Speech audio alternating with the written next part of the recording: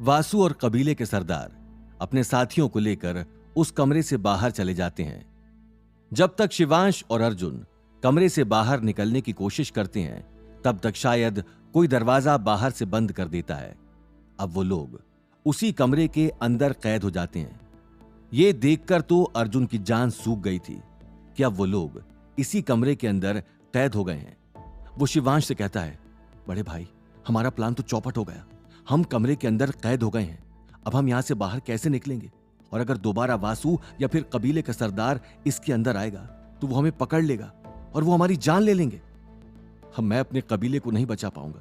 हम पिताजी से वादा करके आए थे, वो वादा भी पूरा नहीं कर पाएंगे। अर्जुन एक साथ में इतनी सारी बातें बोल रहा था कि तभी शिवांश ने अपनी जेब से चाबी निकाली और अर्जुन के सामने लाकर उसको दिखाने लगता है। अर्जुन की बोलती बंद हो गई। वो तुरंत शिवांश से बोला, अरे ये आपने कैसे किया? आपको दरवाजे की चाबी कैसे मिल गई? तो शिवांश बोला, जब वासु आवाज सुनने के लिए गया था और हम कमरे के अंदर दाखिल हो रहे थे, तभी मेरे दिमाग में यह ख्याल आया था कि मैं कमरे की चाबी अपनी जेब में डाल लेता हूं, और तभी मैंने कमरे की चाबी वहां से निकालकर अपने पास रख ली थी। तो अर्जुन शिवांश से बोला, अब वासु चाबी ढूंढ रहा होगा, पर उसे इसका पता कभी नहीं चलेगा कि चाबी हमने ले लिया। हम अपना काम करेंगे और चुपचाप कमरे से बाहर निकलकर चले जाएंगे। फिर शिवांश अर्जुन से कहता है, अब चलो, वक्त बर्बाद नहीं करते हैं, जल्दी जल्दी अपने काम में लगते हैं। चारों तरफ कमरे को छान मारो और देखो, शायद हमें ऐसा कुछ मिल जाए जिससे पता चल जाए कि आखिर ये शक्ति कौन सी है, या फिर कौन सा षड्यंत्र हमारे खिलाफ रचा जा रहा है। शिवांश और अर्जुन पूरे कमरे को छान रहे थे। इधर से उधर दोनों लोग कुछ न कुछ ढूंढ रहे थे, पर अभी तक कुछ भी ऐसा नहीं मिला था जिससे ये पता चल सके कि आखिर ये शक्ति कौन सी है जिसका निर्माण ये लोग कर रहे हैं। अर्जुन और शिवांश दोनों उस हवन कुंड के पास खड़े हो जाते हैं जहां से रोशनी निकल रही थी। शिवांश बैठकर उस रोशनी को पास से देखने लगता है, लेकिन उस रोशनी में इतनी ज्यादा ऊर्जा थी कि शिवांश के चेहरे पर जलन महसूस होने लगी और वो तुरंत रोशनी से दूर हट गया था।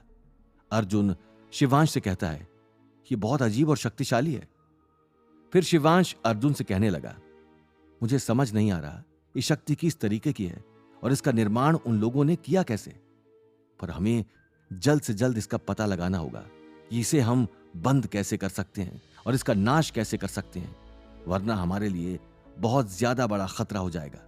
तुम देख सकते हो, इस अजीब सी रोशनी की ऊर्जा इतनी है कि हमें जलाकर राख कर सकती है। अब अर्जुन शिवांश से कहता है, बड़े भाई, हमें जल्द से जल्द यहां से बाहर निकल जाना चाहिए। अगर हमें किसी ने देख लिया तो आफत हो जाएगी। हम फिर वापस आकर देख लेंगे कि यहां कोई ऐसी चीज मिल जाए जिससे हम ये पता लगा सकें कि हम इस शक्ति को कैसे खत्म कर सकते हैं।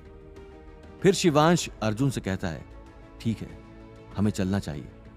इतना कहकर शिवांश और अर्जुन कमरे को खोलकर बाहर निकल जाते हैं। शिवांश और अर्जुन अपने कमरे की तरफ जा रहे होते हैं, तभी वो देखते हैं कि वासु वापस उस कमरे की तरफ जा रहा है। शिवांश समझ गया था कि वासु को शक हो गया है कि कोई उस कमरे में गया है।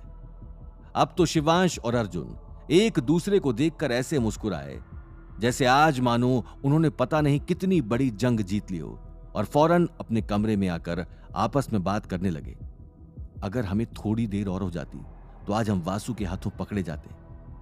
पर शिवांश फिर अर्जुन से कहता है, हमें अब बहुत ज्यादा चौकन्ना रहना होगा, क्योंकि वासु को शक हो चुका है कि किसी ने कमरे की चाबी चुरा ली है और अब कोई भी कमरे में जा सकता है।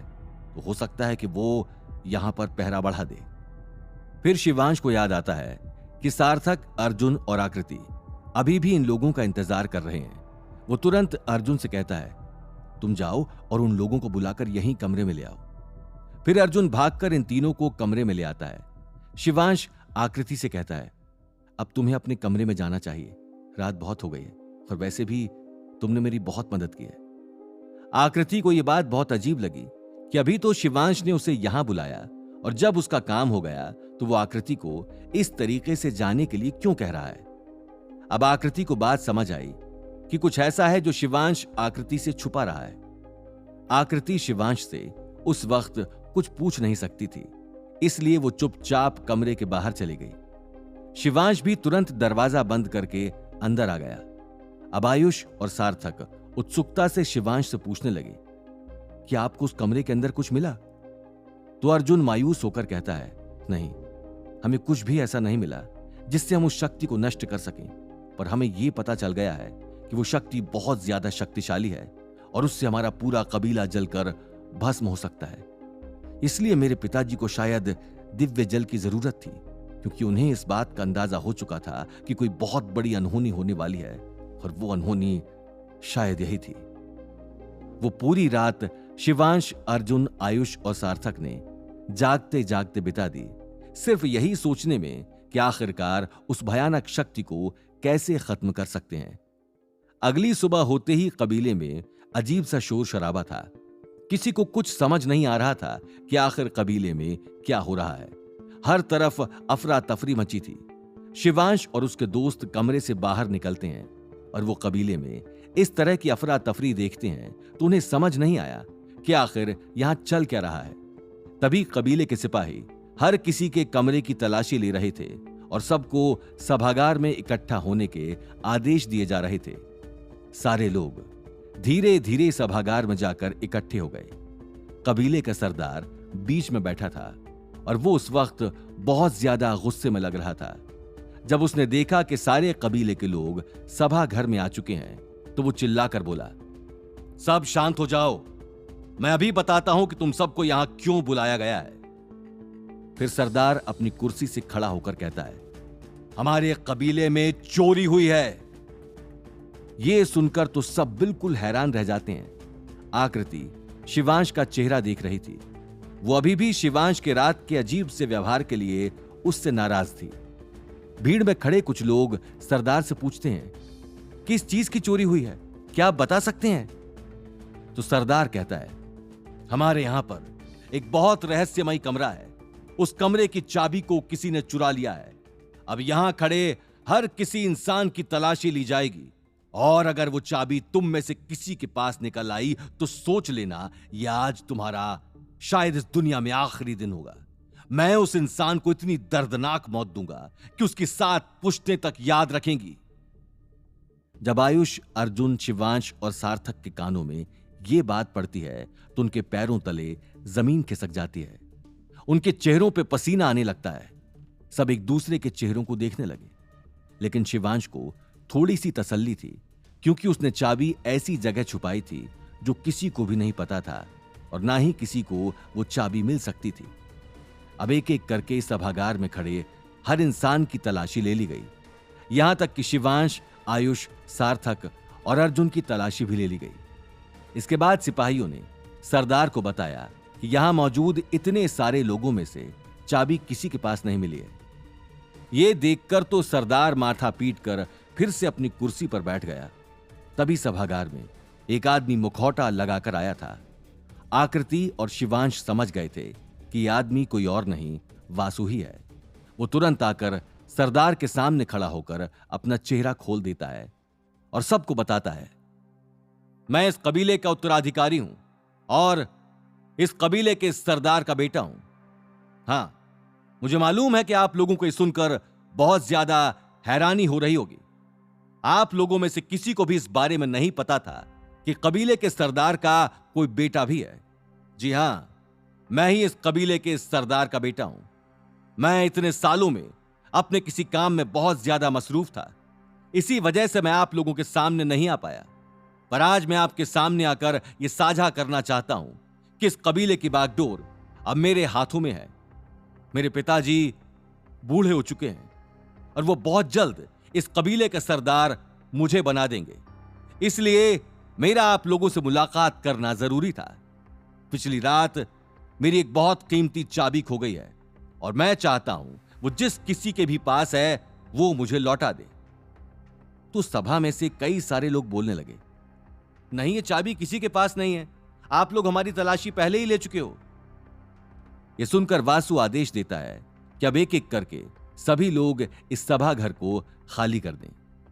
अब एक एक करके सारे लोग सभा घर के बाहर निकल रहे थे। सबके बीच में बस वासु की चर्चा हो रही थी। वासु देखने में काफी सुंदर, लंबा चौड़ा एक लड़का था जिसे पहली नजर में अगर कोई देखे तो उस पर फिदा हो जाए। महिला शिष्यों की खुशी का तो ठिकाना नहीं था। पहले शिवांश और अब वासु। उनके कबीले में तो अच्छे लड़कों की भरमार हो चुकी थी। आकृति अभी भी गुमसुम थी, क्योंकि उसे यह पता चल गया था कि शिवांश को अपनी गलती का एहसास तक नहीं है। आकृति शिवांश से अब नजर भी नहीं मिला रही थी। जब शिवांश ने देखा तो उसे थोड़ा अजीब लगा कि आकृति इस तरह से क्यों व्यवहार कर रही है। इसलिए बाहर खड़े होकर शिवांश आकृति के बाहर आने का इंतजार करने लगा। आकृति जैसे ही बाहर आई, शिवांश ने उसे रोककर पूछा, क्या हुआ है? तुम इस तरह से व्यवहार क्यों कर रही हो? आकृति शिवांश की बात का बिना जवाब दिए ही आगे बढ़ जाती है। तो यह देखकर शिवांश समझ गया कि कोई तो बात जरूर है। शिवांश फिर से पूछता है, मैं तुमसे दोबारा पूछ रहा हूं, क्या हुआ है? आकृति वहीं रुककर शिवांश से कहती है, कल रात तुमने जो मेरे साथ व्यवहार किया, मैं उस वजह से तुमसे नाराज हूं। मुझे पता चल गया है कि तुम मुझसे कुछ तो छुपा रहे हो। ऐसी क्या बात है जो तुम मुझे नहीं बता रहे हो? और उसी वजह से मैं तुमसे नाराज हूं। तुमने मुझे अपना काम दिया और मैंने तुम्हारा वो काम पूरा भी किया। अब तो तुम्हें मुझ पर भरोसा हो जाना चाहिए था। पर अभी तो तुम मुझे नहीं बता रहे हो कि तुम आखिर यहां किस मकसद से आए हो, क्योंकि मैं ये जान चुकी हूं कि तुम यहां साधना तकनीकों का अभ्यास करने तो नहीं आए हो। यह सुनकर शिवांश थोड़ा शांत हो जाता है और सोचने लगता है कि क्या उसे आकृति को सब बता देना चाहिए। लेकिन शिवांश ये जानता था कि सही वक्त नहीं है। वो आकृति से कहता है, हां, तुम ठीक कह रही हो। मैं यहां साधना तकनीकों को सीखने नहीं आया हूं। मेरा कुछ और ही मकसद है, पर मैं अभी तुम्हें उनके बारे में नहीं बता सकता। वक्त आने पर मैं तुम्हें सब कुछ बता दूंगा। तब तक के लिए मेरी तुमसे विनती है कि तुम मुझसे कोई सवाल मत करो। यह सुनकर आकृति शिवांश से कहती है, ठीक है, तुम कहते हो तो मैं रुक जाती हूं, पर तुम मुझसे वादा करो कि वक्त आने पर तुम मुझे सब बता दोगे। शिवांश आकृति से वादा करता है, हां, कुछ दिन और रुक जाओ। एक बार मैं मेरे इरादों में कामयाब हो गया, फिर मैं तुम्हें सब कुछ बता दूंगा। आखिर कब आकृति को शिवांश के इरादों के बारे में पता चलेगा कि शिवांश कबीले में क्यों आया है? आगे जानने के लिए सुनते रहिए सीक्रेट वॉरियर शिवांश, सिर्फ पॉकेट एफएम। वासु अब काफी ज्यादा परेशान था, क्योंकि कबीले में चाबी किसी के पास से नहीं मिली थी। कबीले का सरदार और वासु आपस में बात कर रहे थे। अगर चाबी किसी के हाथ लग गई तो उसे हमारी योजना के बारे में पता चल जाएगा, और अगर उसने कमरे में जाकर हम जिस शक्ति का उत्सर्जन कर रहे हैं उसमें विघ्न डाल दिया तो हो सकता है हम आगे अपने इरादों में कामयाब ना हो पाए। कबीले का सरदार उस वक्त काफी ज्यादा नाराज था। वो चीख चीख कर वासु पे बरस रहा था, ये सब कुछ तुम्हारी वजह से हुआ है। अपनी लापरवाही का नतीजा देख रहे हो? तुम्हारी वजह से हमें कितना नुकसान हो सकता है, इस बात का अंदाजा भी है तुम्हें? वासु चुपचाप अपने पिता के कड़वे शब्दों का घूंट पी रहा था। उस वक्त वासु उनसे बहस नहीं करना चाहता था। फिर आखिर में वासु अपने पिता से बोलता है, आपको परेशान होने की जरूरत नहीं है। मैं आपसे वादा करता हूं, हमारी शक्ति उत्सर्जन में कोई बाधा नहीं आएगी। मैं जल्द से जल्द चाबी ढूंढ लूंगा। यह बात वासु को भी बहुत अजीब लग रही थी कि चाबी किसने चुरा ली। सारे कबीले के लोगों की तो तलाशी ले ली गई और चप्पा चप्पा छान मारा गया है, पर कहीं पर भी चाबी नहीं है। दूसरी तरफ अर्जुन, आयुष, सार्थक और शिवांश दौड़कर अपने कमरे की तरफ जाते हैं और कमरे में जाकर अपना दरवाजा बंद कर लेते हैं। दरवाजा बंद करते ही अर्जुन और आयुष शिवांश से कहते हैं, आपने चाबी को आखिर कहां रख दिया है कि तलाशी लेने के बाद भी किसी को चाबी नहीं मिली? इन लोगों की बातें सुनकर शिवांश बस मुस्कुरा रहा था और बोला, मुझे पूरा भरोसा था कि ऐसा कुछ होने वाला है, इसलिए मैं रिस्क नहीं लेना चाहता था। मैंने चाबी को पहले एक बहुत अच्छी जगह पर छुपा दिया था। आयुष कहता है, अब तो आप हमें बता सकते हैं ना कि चाबी आखिर कहां रखी आपने? शिवांश दरवाजे के पीछे रखा हुआ फूलदान उठाकर ले आता है और अपने हाथ से फूलों को निकालकर उसे उल्टा कर देता है, तो उसके अंदर से चाबी निकल जाती है। यह देखकर तो आयुष, सार्थक और अर्जुन बिल्कुल हैरान हो गए थे। अर्जुन शिवांश से बोला, अरे वाह बड़े भाई, क्या दिमाग लगाया है। इससे अच्छी जगह चाबी छुपाने की तो हो ही नहीं सकती। ये चाबी आज क्या, जिंदगी में भी किसी को नहीं मिल सकती। अगर ऐसी जगह पर आपने छुपाई थी तो। शिवांश फिर बोला, अब हमें बहुत सावधान रहने की जरूरत है, क्योंकि वासु अब सबके सामने आ गया है और अब वो जरूर इस बात का पता लगाने की कोशिश करेगा कि आखिरकार चाबी किसने चुराई और कमरे में कौन जाना चाहता है। तो हमें बहुत ध्यान रखने की जरूरत है।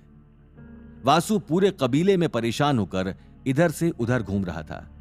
वासु की समझ में अभी भी नहीं आ रहा था कि आखिरकार चाबी किसने ले ली है। आधी रात बीत चुकी थी। शिवांश ने सोचा कि चलो एक बार फिर से मैं उस कमरे में जाकर देख आता हूं। शायद मुझे कुछ ऐसा मिल जाए जो इस शक्ति को रोकने में मेरी मदद कर सके। पर शिवांश के मन में कुछ डर भी था कि कहीं उसे कोई पकड़ न ले। वासु तो पहले ही चौकन्ना हो गया है, पर ऐसा करना भी जरूरी था। शिवांश हाथ पर हाथ धरे नहीं बैठा रह सकता था। उसे पता था कि उसके पास ज्यादा वक्त नहीं है। वो इस कबीले में मौज मस्ती करने नहीं आया है, अपने काम को अंजाम देने आया है। और एक के बाद एक शिवांश के दिन बर्बाद होते चले जा रहे थे। इसलिए शिवांश बिना देर किए चुपचाप अपने कमरे से बाहर निकला और उस रहस्यमयी कमरे की तरफ बढ़ गया। कमरे के पास पहुंचकर वो ताला खोलता है और कमरे के अंदर चला जाता है।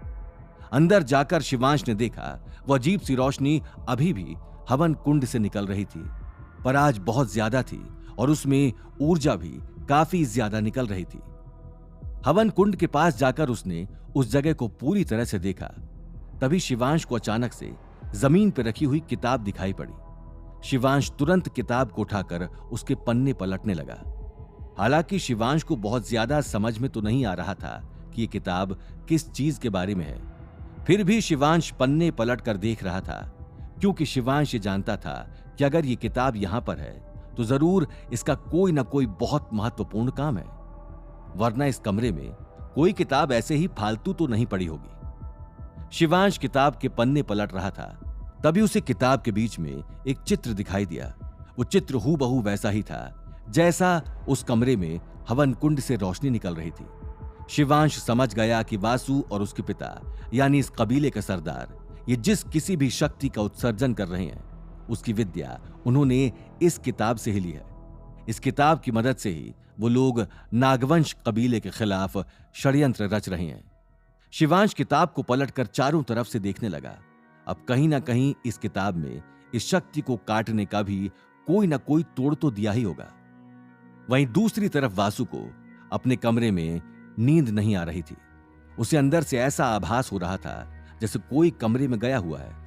वासु तुरंत खड़ा होकर उसी कमरे की तरफ जाने लगा जहां पर शिवांश था, पर शिवांश को इस बात की बिल्कुल भी भनक नहीं थी कि वासु तेजी से कमरे की तरफ बढ़ रहा है और शिवांश अभी भी उस शक्ति को काटने का तोड़ ढूंढ रहा था। अचानक से वासु कमरे में आ जाता है और वो शिवांश को वहां देख लेता है। जैसे ही शिवांश देखता है कि वासु ने उसे देख लिया है, शिवांश के तो होश उड़ जाते हैं। शिवांश को ये पता चल गया था कि अब चोरी पकड़ी गई है। वासु जैसे ही शिवांश को कमरे में देखता है, वासु के गुस्से का ठिकाना नहीं रहता। वो बोला, मेरा अंदेशा कभी गलत नहीं था। मुझे आभास हो गया था कि इस कमरे में जरूर कोई ना कोई अंदर गया है, पर देखो तुम यहां हो। वासु तुरंत शिवांश की तरफ बढ़ा और शिवांश को खींचकर बाहर ले आया और जोर जोर से चिल्लाकर उससे कहने लगा, तुम ही थे जिसने चाबी चुराई थी। तुम ही थे, हमारे इस प्लान को खराब करना चाहते थे। बताओ तुम कौन हो, तुम यहां क्या कर रहे हो और तुमने चाबी कब चुराई? शिवांश की समझ में कुछ भी नहीं आ रहा था कि वो वासु को क्या समझाए, पर शिवांश इस वक्त वासु को सच का पता नहीं लगने देना चाहता था। शिवांश रोती हुई आवाज में वासु से कहता है, आपको गलत फहमी हुई है, आप गलत समझ रहे हैं। मैंने चाबी नहीं चुराई है। मुझे आज सुबह ही बगीचे में चाबी मिल गई थी, तो मेरा मन हुआ कि मैं इस कमरे में आकर देखूं कि आखिर वहां क्या चल रहा है। क्योंकि जिस तरीके से आप इस चाबी को ढूंढ रहे थे, तो मैं ही समझ तो गया था कि चाबी कोई मामूली कमरे की चाबी तो नहीं होगी। चाबी मैं आपको देने ही वाला था, पर उसके पहले मैं एक बार इस कमरे को देखना चाहता था। बस मैं इसलिए यहां आया था और तब तक आप पीछे से आ गए।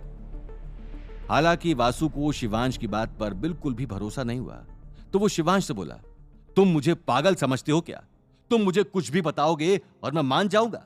नहीं, मुझे सच सच बताओ तुम्हारे क्या इरादे हैं और तुमने इस कमरे की चाबी को क्यों चुराया और यहां क्या करने आए हो, वरना तुम्हारे लिए अच्छा नहीं होगा। शिवांश बोला, आप गलत समझ रहे हैं। मैंने आपको बताया तो मेरा कोई इरादा नहीं है। बस मुझे चाबी मिली तो मुझे एक बार इस कमरे में आने की उत्सुकता हो गई और मैं यहां आ गया हूं, इससे ज्यादा और कुछ भी नहीं। यह सुनकर वासु शिवांश की तलाशी लेने लगता है और बोला, दिखाओ तुमने इस जगह से क्या क्या चुराया है, मुझे तुम्हारी तलाशी लेने दो। शिवांश हाथ फैलाकर खड़ा हो गया और कहने लगा, लीजिए, आप खुद ही देख लीजिए, मैंने यहां से कुछ भी नहीं चुराया। मैं तो बस कमरे के अंदर देखने गया था कि इसमें क्या है। वासु ने शिवांश की तलाशी ली तो उसे सच में कुछ नहीं मिला। तो वासु का शक थोड़ा सा कम हो गया और उसे शिवांश की बात पर भरोसा हो गया था कि शिवांश सच बोल रहा है। उसे चाबी बगीचे में मिली होगी, उसने चाबी नहीं चुराई। अब वासु शिवांश से कहता है, तुमने कमरे के अंदर जो भी देखा तुम बाहर जाकर किसी को नहीं बताओगे। पहले तो तुम मुझे यह बताओ कि तुमने इस कमरे में क्या देखा। शिवांश वासु के सामने भोला बनने लगता है और उसे कहता है, नहीं, मैंने कमरे में कुछ भी नहीं देखा। बस मुझे एक हवन कुंड में अजीब सी रोशनी निकलती हुई दिखी तो मुझे थोड़ा अजीब सा लगा। क्या आप मुझे बता सकते हैं आखिर इस कमरे में क्या चल रहा है? वासु शिवांश को फटकार लगाकर कहता है, अपने काम से काम रखो और चलो, तुम पहले मेरे साथ पिताजी से मिल लें। मैं तुम्हें उनके सामने पेश करना चाहता हूं। वासु उसके पिताजी के कमरे में ले जाकर शिवांश को खड़ा कर देता है। कबीले का सरदार जब इस तरीके से शिवांश और वासु को अपने कमरे में देखता है तो चौंक जाता है और वो वासु से पूछता है, क्या हो गया? तुम इस लड़के को इतनी रात में घसीटते हुए यहां क्यों लाए हो? वासु अपने पिता से कहता है, हम जिस चाबी की तलाश सुबह से कर रहे थे वो इस लड़के के पास थी और ये उस कमरे में ही मौजूद था। मुझे नहीं पता ये वहां क्या करने गया था। ये सुनकर तो सरदार का गुस्सा बढ़ जाता है। वो तुरंत शिवांश के पास आकर कहता है, क्यों लड़के, वहां उस कमरे में क्या करने गए थे और तुमने चाबी क्यों चुराई? तो शिवांश ने वही बात जो वासु से बोली थी सरदार से भी वही कहता है, आप लोग गलत समझ रहे हैं, मैंने चाबी नहीं चुराई। ये चाबी मुझे बगीचे में मिली थी, मैं आपको देने ही वाला था, पर बस मुझे उस कमरे में देखने की उत्सुकता हो गई, इसलिए मैं उस कमरे के अंदर चला गया। इन्होंने तो मेरी तलाशी भी ले ली है, मेरे पास कुछ भी नहीं मिला है और मेरा कोई इरादा नहीं था। मुझे तो समझ में भी नहीं आया कि उस कमरे में चल क्या रहा है। तो मुखिया वासु से कहता है, हाँ, हो सकता है ये सही बोल रहा है। अब हमें चाबी मिल गई है तो परेशान होने की जरूरत नहीं है। वासु फिर अपने पिता से कहता है, ये है कौन आखिर? मैंने इसको पहले इस कबीले में कभी नहीं देखा। तो सरदार वासु को बताता है, ये लड़का हाल ही में अपने दोस्तों के साथ हमारे कबीले में युद्ध अभ्यास करने और साधना तकनीक सीखने आया है। यह हमारा मेहमान है। जब वासु ने यह सुना कि शिवांश अभी अभी कबीले में आया है तो वासु का शक फिर से जाग गया और उसे लगने लगा कि शिवांश कोई साधारण इंसान नहीं है, जरूर इसका यहां पर आने का कोई मकसद है। और अब वासु शिवांश पर कड़ी नजर रखने लगा। हालांकि शिवांश भी ये समझ गया था कि वासु को कुछ तो शक हो गया है शिवांश के बारे में, लेकिन शिवांश अपने चेहरे पर बिल्कुल भी डर नहीं दिखाना चाहता था, वरना वासु का शक सच में बदल जाएगा। शिवांश अभी भी उस किताब के बारे में सोच रहा था और उसमें बने चित्र के बारे में। शिवांश को यह तो मालूम चल गया था कि जरूर कुछ बड़ा होने वाला है और उस किताब में ही उस शक्ति को तोड़ने का तरीका भी लिखा है। पर अब शिवांश को उम्मीद नहीं थी कि वो वापस कभी उस कमरे के अंदर जा पाएगा, क्योंकि अब वासु ने पहरा बढ़ा दिया था। शिवांश के मन में चिंता बढ़ गई थी। वो अब गुमसुम सा रहने लगा था। उसके मन में बस यही बात चल रही थी कि वो किस तरीके से उस किताब से शक्ति को काटने के तरीके को निकाले और इस शक्ति के उत्सर्जन को खत्म करके नागवंश कबीले को हमेशा के लिए बचा ले। क्या शिवांश दोबारा उस कमरे में जाकर उस किताब के अंदर से शक्ति को काटने का तोड़ निकाल पाएगा? आगे जानने के लिए सुनते रहिए सीक्रेट वॉरियर शिवांश, सिर्फ पॉकेट एफएम। शिवांश 2-3 दिन से काफी गुमसुम सा घूम रहा था। यह बात अर्जुन ने भांप ली कि कुछ तो बात हुई है जो शिवांश अर्जुन को बता नहीं रहा है। फिर एक दिन मौका पाकर अर्जुन ने शिवांश से पूछ ही लिया, आखिर क्या हुआ है? मैं देख रहा हूं आप 2-3 दिन से बहुत ज्यादा गुमसुम हैं। कोई बात है तो आप मुझे बता सकते हैं।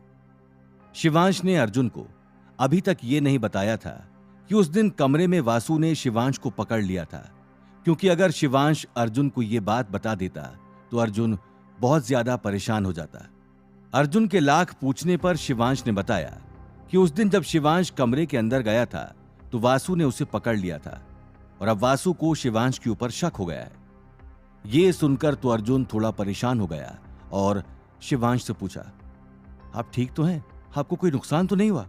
और यह बात आपने मुझे तब क्यों नहीं बताई? तो शिवांश अर्जुन से बोला, नहीं, मैं तुम्हें यह नहीं बताना चाहता था, मैं तुम्हें परेशान नहीं करना चाहता था। फिर अर्जुन पूछता है, तो क्या आपने कमरे में कुछ देखा? तो शिवांश कहता है, पता नहीं, मुझे ज्यादा कुछ तो नहीं मिला, पर मुझे वहां एक किताब जरूर मिली थी जिसमें वैसा ही चित्र बना था जैसा कि उस हवन कुंड की रोशनी दिखती है। मतलब वो लोग उसी किताब से सीखकर उस शक्ति का उत्सर्जन कर रहे हैं। अगर हमें वो किताब मिल जाए तो हम इस शक्ति को नष्ट कर सकते हैं, पर अब वहां तक पहुंचना बहुत मुश्किल हो चुका है, क्योंकि वासु ने मुझे देख लिया है और अब मुझे नहीं लगता कि मैं वापस कभी चाबी चुरा पाऊंगा। अर्जुन भी वहीं मायूस होकर बैठ गया और वो कहने लगा, पता नहीं मैं अपने कबीले को बचा भी पाऊंगा या नहीं। शिवांश बोला, नहीं, इतनी जल्दी हार मत मानो, मैं पूरी कोशिश करूंगा कि मैं तुम्हारे नागवंश कबीले को कुछ भी ना होने दूं, बस तुम मेरा साथ देते जाओ। ईशा अब नागवंश कबीले में अकेली बची थी। उसे उसके दोस्तों की और खासकर शिवांश की बहुत ज्यादा याद आती थी। वो सारा दिन कबीले में एक जगह पर बैठी रहती थी और शिवांश के आने का इंतजार करती थी। मुखिया से ईशा की ऐसी हालत नहीं देखी जा रही थी। सरदार ईशा से कहता है, तुम्हें इस तरीके से परेशान होने की जरूरत नहीं है, तुम्हारा दोस्त बहुत बहादुर है, वो जरूर सब कुछ ठीक करके ही वापस आएगा। पर ईशा को सिर्फ शिवांश की ही नहीं, सार्थक की भी चिंता थी। ईशा सरदार से बोली, हां, मुझे पता है शिवांश बहुत बहादुर है, पर मुझे चिंता सार्थक की हो रही है। उसे इन चीजों की आदत नहीं है, ये सब उसके लिए नया है। मैं नहीं चाहती कि सार्थक किसी मुसीबत में पड़ जाए।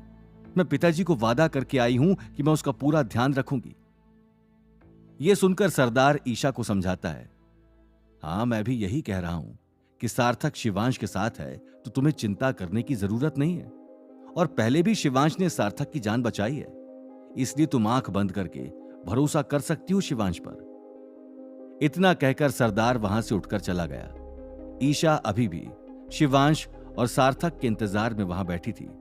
उसे बहुत ज्यादा चिंता हो रही थी, पर वो कमरे से बाहर भी नहीं जा सकती थी, क्योंकि शिवांश ने उसे यहां से बाहर जाने के लिए मना किया था। ईशा का मन बार बार कालशेष कबीले की तरफ जाने का कर रहा था, पर वो ऐसा नहीं कर सकती थी। शिवांश को भी ईशा की बहुत ज्यादा याद आ रही थी, पर यह बात वो किसी से नहीं करता था।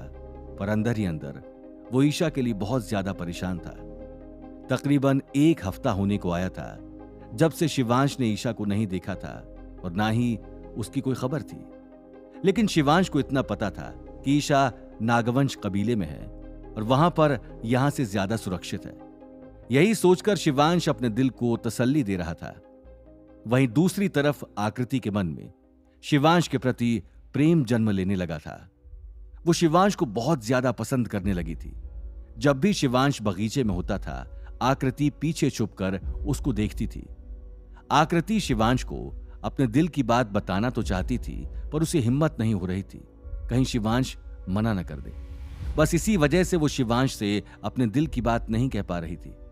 अगले ही दिन शिवांश अर्जुन, आयुष और सार्थक से कह रहा था, हमारे पास अब बहुत ज्यादा समय नहीं है, हमें जल्द से जल्द इस शक्ति का तोड़ खोजना होगा और उसे नष्ट करना होगा और यहां से जाना होगा, वरना अगर इन कबीले वालों को एक बार और हम पर शक हुआ तो ये हमें जिंदा यहां से नहीं जाने देंगे। तो अर्जुन शिवांश से बोला, अब हम करेंगे भी क्या? अब अगर हम वापस कमरे में गए तो वासु हमें पकड़ लेगा और फिर शायद हमें जान से भी मार दे। शिवांश अर्जुन से बोला, अब जो होगा देखा जाएगा, हम इस तरीके से हाथ पर हाथ धरे नहीं बैठ सकते। अर्जुन बोला, ठीक है, अब आप हमें बताइए आगे का क्या प्लान है? शिवांश कहता है, हम आज रात ही जब वासु और उसके आदमी उस कमरे की तरफ जाएंगे, हम भी उनके पीछे कमरे में घुस जाएंगे और उनके वहां से वापस कमरे से बाहर जाने का इंतजार करेंगे, और उसके बाद हम उस किताब में उस शक्ति को काटने का तोड़ ढूंढ लेंगे, पर ध्यान रहे कोई भी गड़बड़ ना हो। हमारी एक गलती हमारे ऊपर भारी पड़ सकती है। शिवांश आयुष और सार्थक से कहता है, तुम दोनों के ऊपर कोई दबाव नहीं है। हमारे साथ चलना चाहते हो तो चल सकते हो। मैं नहीं कह रहा कि तुम दोनों हमारे साथ आओ, क्योंकि आज रात इस काम में बहुत ज्यादा जोखिम है और मैं तुम दोनों की जान जोखिम में नहीं डालना चाहता। तो सार्थक तुरंत शिवांश से कहता है, हम यहां साथ में इस काम को अंजाम देने के लिए आए थे। मैं अवश्य आपके साथ चलूंगा और मुझे कोई दिक्कत नहीं है। अगर मेरी जान पर खतरा भी आता है तो मुझे पूरा भरोसा है आप मुझे बचा लोगे। आयुष भी यही कहता है, मैं भी एक मार्शल योद्धा बनना चाहता हूं। मैं डरपोक नहीं हूं। मैं भी आपके साथ चलूंगा और आज जो भी होगा वो सब साथ में मिलकर देख लेंगे। आकृति कमरे के बाहर खड़े होकर सारी बातें सुन रही थी। जब आकृति ने यह सुना तो उसके पैरों तले जमीन खिसक गई कि शिवांश यहां किसी षड्यंत्र को रचने के लिए आया है, कोई साधना तकनीक सीखने नहीं आया। आकृति उस जगह से जा ही रही थी कि उसका हाथ दरवाजे की कुंडी से लग जाता है और शिवांश दरवाजे की आवाज से तुरंत दरवाजा खोल देता है तो उसे वहां पर आकृति खड़ी हुई दिखाई देती है। आकृति को वहां खड़ा देखकर तो शिवांश और बाकी सबके होश उड़ गए थे। किसी को कुछ नहीं पता था कि क्या करें। आकृति ने उनके बारे में सब कुछ सुन लिया था। आकृति अंदर आ जाती है और वो शिवांश से कहती है, तो ये बात तुम मुझसे छुपा रहे थे, पर अब मुझे सब कुछ पता चल गया। तुम मुझे साफ साफ सब बता दो। शिवांश आकृति से कहता है, ठीक है, बैठो, मैं तुम्हें सब कुछ बताने के लिए तैयार हूं, पर ध्यान रहे कि यह बात हमारे बीच में ही रहे। अगर तुम्हें हमारी मदद नहीं करनी है तो मत करो, पर हमारी ये बात इस कमरे के बाहर नहीं जानी चाहिए। आकृति कहती है, मैं तुम्हारी दोस्त हूं, तुम मुझ पर भरोसा कर सकते हो। तुम्हारा ये राज इस कमरे से बाहर नहीं जाएगा। फिर शिवांश शुरुआत से आकृति को सब कुछ बताने लगा कि किस तरीके से नागवंश कबीले की दुश्मनी है। इस कबीले से और इसी दुश्मनी के चलते ये कालशेष कबीले वाले बहुत शक्तिशाली हथियार तैयार कर रहे हैं, जिससे कि नागवंश कबीला पूरा नष्ट हो जाएगा। शिवांश की बात सुनकर आकृति कहती है, तुम उस शक्ति की बात कर रहे हो जिसकी रोशनी उस कमरे से निकल रही है? हां, मुझे भी शक हुआ था कि किस तरीके की रोशनी है, पर किसी भी कबीले वाले ने सरदार को पूछने की हिम्मत नहीं की, क्योंकि यहां का सरदार बहुत ज्यादा गुस्से वाला है और अगर कोई भी ऐसा सवाल जवाब करता है तो उसे कड़ी सजा दी जाती है। आकृति शिवांश से पूछती है, तो क्या तुम्हें पता चला कि वो शक्ति क्या है और उसको कैसे खत्म किया जा सकता है? तो शिवांश मायूस होकर बोला, नहीं, मुझे अभी तक नहीं पता चला कि मैं उस शक्ति को कैसे खत्म कर सकता हूं और वो शक्ति आखिर है क्या। उस शक्ति के बारे में उसी कमरे में एक किताब में लिखा है, लेकिन अब मैं उस कमरे में से वापस आऊंगा कि नहीं, मुझे नहीं पता। आकृति शिवांश से कहती है, ठीक है, मैं भी तुम्हारे साथ आज उस कमरे में जाऊंगी। मुझे भी देखना है कि आखिर ये सब है क्या। शिवांश काफी मना करता है, लेकिन आकृति जिद करने लग जाती है। इसलिए शिवांश को आकृति को अपने साथ ही ले जाना पड़ता है। अपनी योजना के मुताबिक रात होते ही ये लोग उस कमरे के पास जाकर छुप जाते हैं और वासु और उसके आदमियों के आने का इंतजार करने लगते हैं। आधी रात बीतने के बाद वासु वहां आता है और कमरे को खोल देता है। एक एक करके वासु के आदमी कमरे के अंदर चले जाते हैं। उन्हीं का सहारा लेकर शिवांश और उसके साथी भी कमरे में दाखिल हो गए थे। वो सब खुफिया जगह पर जाकर छुप गए थे उसी कमरे में। वासु ने हवन कुंड के सामने पता नहीं अजीब सा एक टोटका किया, जिससे कि हवन कुंड से निकल रही रोशनी और ज्यादा तेज हो गई और ये देखते ही वासु जोर जोर से हंसने लगा और कहने लगा, बस बस कुछ दिन और उसके बाद हमारा हथियार बनकर तैयार हो जाएगा। इसके थोड़ी ही देर बाद वासु और उसके आदमी कमरे के बाहर चले जाते हैं। जब शिवांश और उसके साथी ये देखते हैं कि अब कमरे में कोई नहीं है, तो वो सब एक एक करके दीवार के पीछे से बाहर आ गए और तुरंत उस हवन कुंड के पास जाकर खड़े हो गए। आकृति हवन कुंड के पास जाकर रोशनी की ऊर्जा को महसूस करने की कोशिश कर रही थी कि शिवांश उसे पीछे खींच लेता है और कहता है, तुम क्या पागल हो गई हो क्या? इस रोशनी की गर्मी इतनी है, तुम्हें पल भर में राख कर सकती है। इसके पास जाने की जरूरत नहीं है। शिवांश का आकृति के लिए इतना चिंतित होता देखकर आकृति बहुत ज्यादा खुश हो जाती है और उसको भी ये लगने लगता है कि शिवांश उसे पसंद करता है, पर ऐसा कुछ नहीं था। दोस्ती के नाते शिवांश ने आकृति की जान बचाई थी। शिवांश तुरंत सबसे कहता है, हमें बिना वक्त बर्बाद किए जल्द से जल्द इसका तोड़ खोजना होगा। सब लोग काम पर लग जाओ। सभी लोग एक एक कोना पकड़कर कमरे में कुछ न कुछ ढूंढने लगे। शिवांश का ध्यान सबसे पहले किताब पर लग गया और उसने किताब को अपने हाथ में उठा लिया। शिवांश ने किताब उठाते ही सबसे पहले वही पन्ना खोला जिस पर वो चित्र बना था और तुरंत अर्जुन को बुलाया और बोला, ये देखो, मैं इसी चित्र की बात कर रहा था। जब अर्जुन देखता है तो वो भी हैरान रह जाता है, क्योंकि वो चित्र उसी कमरे के हवन की रोशनी जैसा था। उस किताब में जो भी भाषा लिखी थी वो शिवांश की समझ में नहीं आ रही थी, तो वो गुस्से में किताब को नीचे फेंक देता है। जब आकृति ये सब देखती है तो वो शिवांश के पास आकर उस किताब को उठाकर देखने लगती है और शिवांश से बोलती है, क्या हुआ, तुमने गुस्से में क्यों फेंक दिया? शिवांश ने कहा, इस किताब में जो भी लिखा है मुझे इसकी भाषा नहीं समझ आ रही, और जब तक मुझे इसकी भाषा समझ नहीं आएगी मुझे कैसे पता चलेगा कि आखिर वो लोग क्या बना रहे हैं। तो आकृति मुस्कुराने लगती है और शिवांश से कहती है, तुम्हें परेशान होने की जरूरत नहीं है, मुझे इस किताब में जो भाषा लिखी है वो पढ़नी आती है। ये सुनते ही शिवांश की आंखें बड़ी हो गईं और वो तुरंत आकृति के बगल में जाकर खड़ा हो गया और उसे कहने लगा, जल्दी से पढ़ो, इस किताब में आखिर लिखा क्या है, किस तरीके का हथियार है ये? आकृति किताब को धीरे धीरे पढ़ रही थी। शिवांश बड़ी उत्सुकता से आकृति के बोलने का इंतजार कर रहा था कि कब आकृति शिवांश को बताए कि आखिर कौन सा हथियार है ये और उसको कैसे नष्ट किया जा सकता है। आकृति ने जब कुछ पन्ने पढ़ लिए तो वो बिल्कुल शांत हो गई। आखिर ऐसा क्या था उस किताब में कि आकृति उसे पढ़कर इतना शांत हो गई थी? आगे जानने के लिए सुनते रहिए सीक्रेट वॉरियर शिवांश, सिर्फ पॉकेट एफएम। आकृति उस किताब को पढ़ते पढ़ते चुप हो गई थी और चुपचाप सहम के खड़ी हो गई। जब शिवांश ने आकृति को इस तरीके से खड़ा हुआ देखा तो वो आकृति को हिलाकर बोला, क्या हो गया, तुम इतना डर कर क्यों खड़ी हो गई, जैसे तुमने कोई भूत देख लिया हो? आखिर ऐसा क्या लिखा है इस किताब में?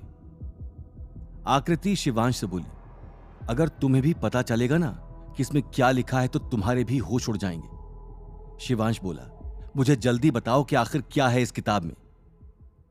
वासु जिस हथियार का निर्माण कर रहा है ये इतना शक्तिशाली हथियार है कि अगर ये बनकर तैयार हो गया तो इससे आधी दुनिया नष्ट करी जा सकती है।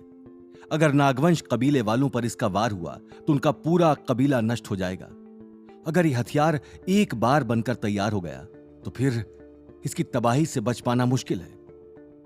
शिवांश जब ये बात सुनता है तो वो बहुत ज्यादा परेशान हो जाता है और शिवांश ही नहीं, अर्जुन भी बहुत ज्यादा परेशान हो जाता है और वहीं बैठ जाता है और जोर जोर से रोने लगता है।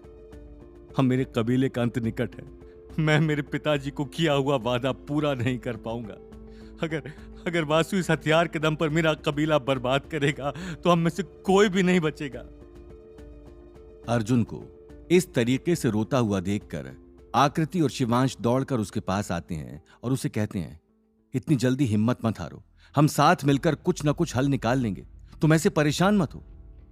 फिर आकृति शिवांश को बताती है, तुम ये जो रोशनी देख रहे हो ना, इस हवन कुंड से जो निकल रही है, जब ये पूरे तरीके से तैयार हो जाएगी और अपने असली रूप में आएगी, फिर वासु इसे अपने शरीर में समाहित कर लेगा और वासु इस शक्ति का, इस हथियार का असली मालिक बन जाएगा।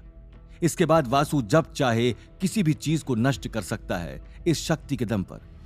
इस हथियार का नाम शैतानी ऊर्जा शक्ति है और ये शक्ति इतनी खतरनाक है कि शायद ही इससे ज्यादा खतरनाक कोई हथियार दुनिया में बना होगा। हमें वासु को जल्द से जल्द रोकना होगा, वरना ये सब के लिए ही खतरा बन जाएगा। फिर शिवांश आकृति से बोला, तुम जल्दी से इस किताब में पढ़कर मुझे बताओ कि मैं इस शक्ति का नाश कैसे कर सकता हूं, मैं कैसे इस हथियार को बनने से रोक सकता हूं। आकृति जल्दी जल्दी पन्ने पलटकर शिवांश की बात का जवाब ढूंढ रही थी, पर आकृति को कहीं भी इस बात का पता नहीं चल पा रहा था कि आखिर इस हथियार को बनने से कैसे रोका जा सकता है। फिर किताब के अंत में आकृति ने कुछ ऐसा पढ़ा जिसे पढ़कर वो शिवांश से बोली, अब हम कुछ नहीं कर सकते, हम बहुत देर कर चुके हैं। अब इस शक्ति को अगर कोई रोक सकता है तो वो वासु ही है, क्योंकि इस किताब में साफ साफ लिखा है कि एक बार ये शक्ति उत्सर्जित हो गई तो इसे सिर्फ वही इंसान रोक सकता है जिसने इस हथियार को बनाने की शुरुआत की होगी, और वो वासु है। अब शिवांश समझ गया था कि यह काम आसान नहीं है, क्योंकि वासु ऐसा कभी भी नहीं करेगा। अब सब लोग मायूस होकर उस कमरे में बैठे ही थे कि तभी किसी ने जोर से दरवाजा खोला और बोला, तुम्हारी चोरी पकड़ी गई है, मुझे पता है तुम सब अंदर ही हो। जब शिवांश और उसके साथियों ने आवाज सुनी तो वो तुरंत खड़े हो गए। उन्होंने देखा कि दरवाजे से वासु और उसके आदमी आ रहे हैं।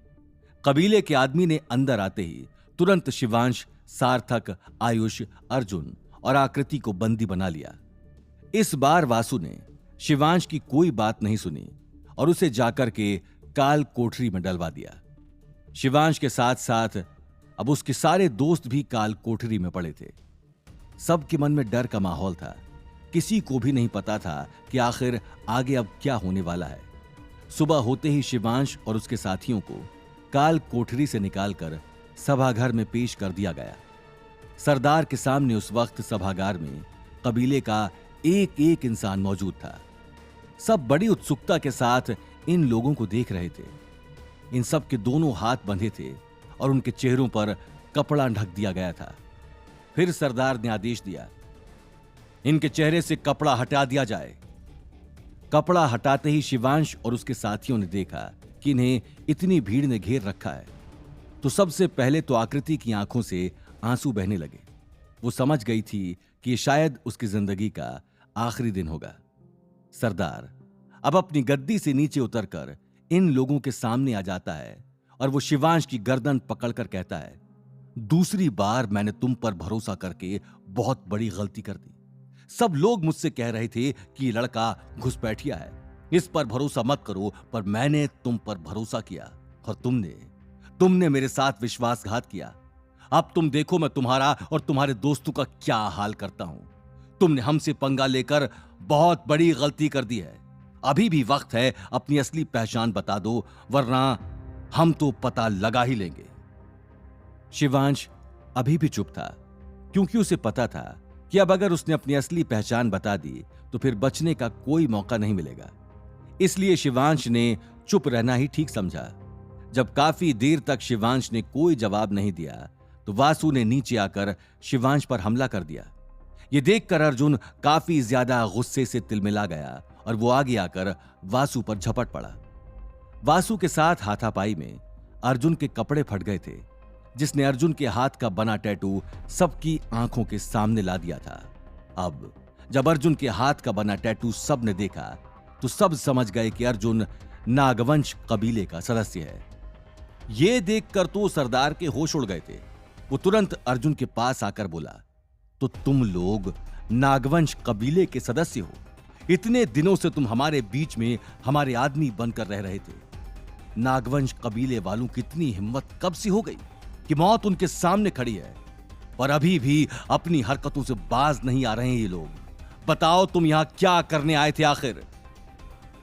अब शिवांश के सब्र का बांध टूट गया था।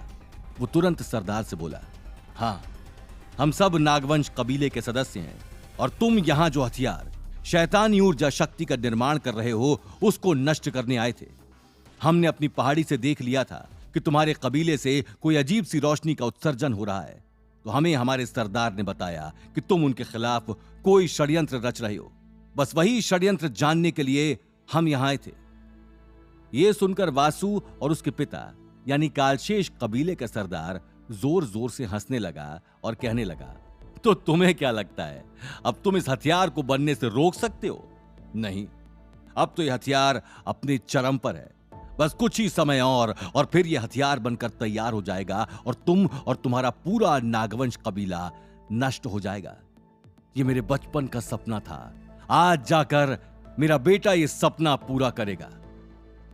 यह सुनकर शिवांश सरदार से कहता है, ऐसा हरगिज नहीं होगा। अगर तुम इस भ्रम में हो कि तुम नागवंश कबीले को नष्ट कर दोगे तो नहीं, मेरे होते ऐसा कभी नहीं हो सकता। जब वासु यह देखता है कि शिवांश उसके पिता से बहस कर रहा है तो वासु आगे आकर शिवांश से कहता है, दम है तो मेरे साथ लड़के दिखाओ। इतनी बड़ी बड़ी बातें करने का कोई फायदा नहीं है। तुम्हें भी पता है कि अब तुम हमारे बंदी बन चुके हो।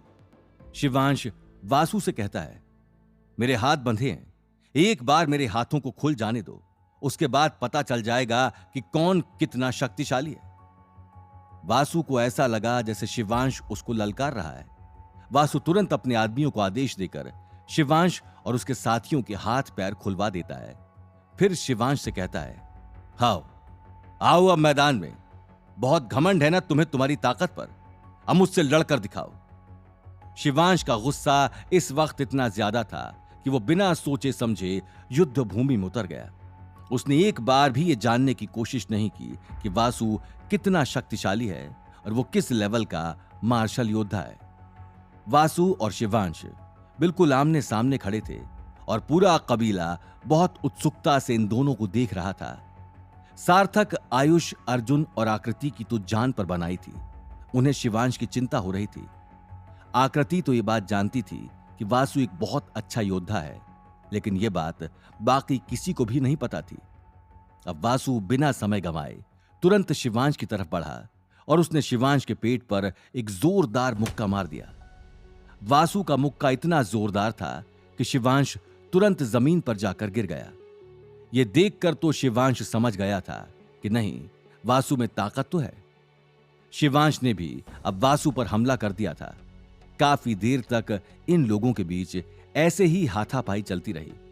फिर अचानक से वासु ने अपनी तलवार निकाली और वो शिवांश की तरफ बढ़ने लगा।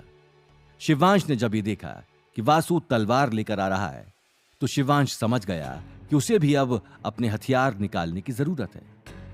शिवांश ने तुरंत उस तलवार को बाहर निकाला जो नागवंश कबीले के सरदार यानी कि अर्जुन के पिता ने उसे दी थी जब वो कालशेष कबीले की तरफ आ रहा था।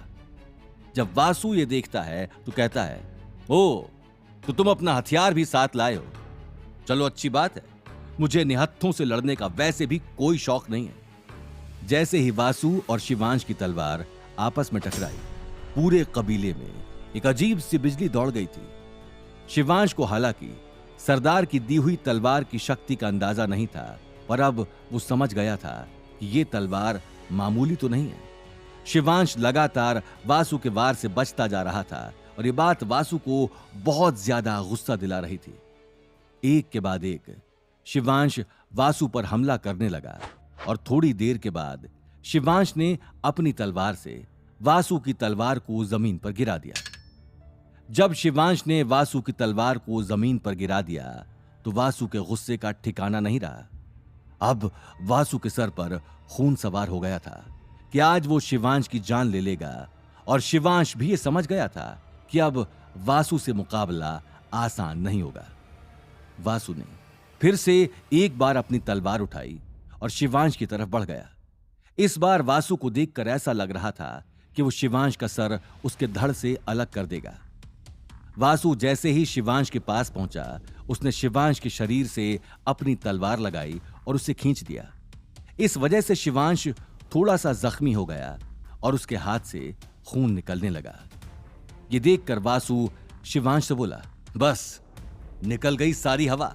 मैंने तो पहले ही कहा था मुझसे मुकाबला करने से पहले 100 बार सोच लेना। इतना आसान नहीं होगा मुझसे मुकाबला करना। तुम्हें क्या लग रहा था सिर्फ तुम ही शक्तिशाली हो?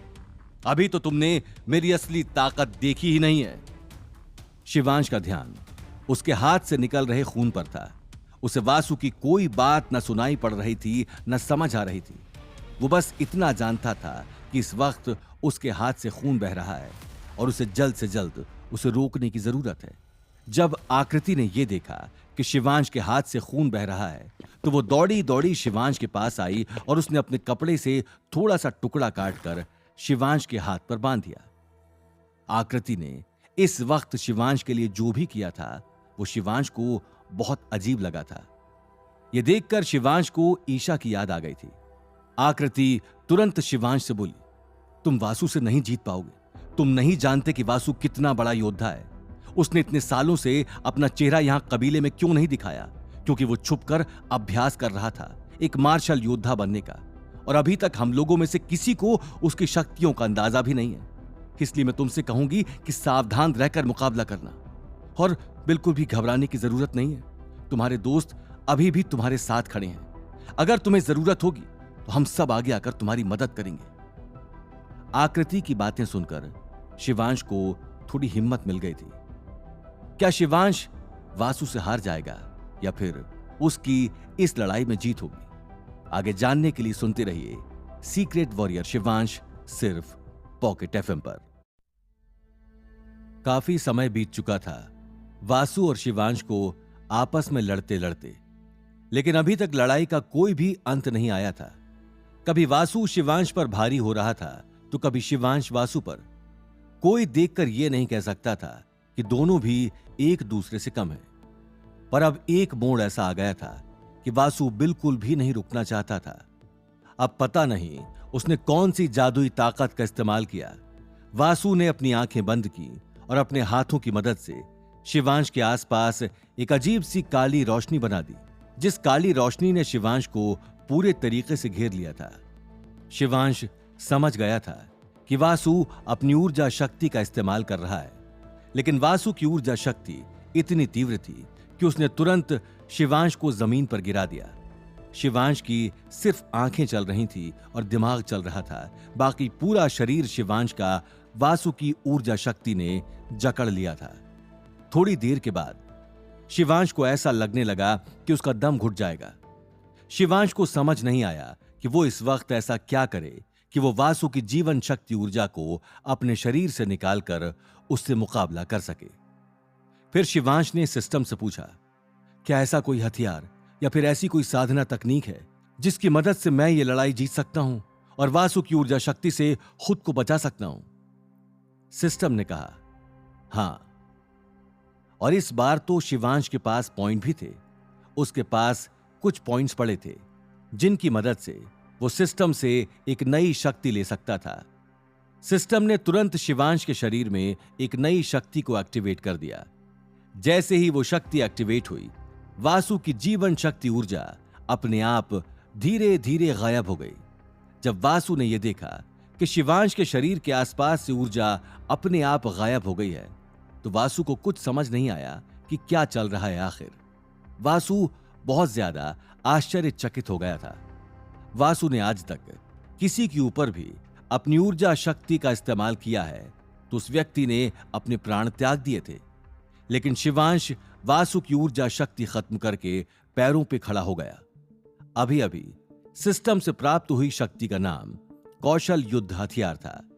इस शक्ति की मदद से शिवांश किसी की भी जीवन शक्ति ऊर्जा को अपने शरीर से हटाकर उस आदमी के शरीर में अपनी जीवन शक्ति ऊर्जा का प्रवाह कर सकता है, जिसकी मदद से उस आदमी का पूरा शरीर सुन्न पड़ जाएगा और थोड़ी ही देर में उसके प्राण निकल जाएंगे।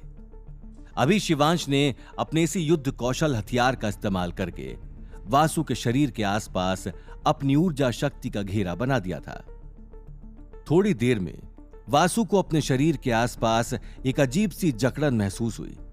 देखते ही देखते वासु का पूरा शरीर शिवांश की ऊर्जा शक्ति में लिपट गया और कुछ देर बाद वासु के शरीर में ऐसा लगा जैसे जान ही न बची हो।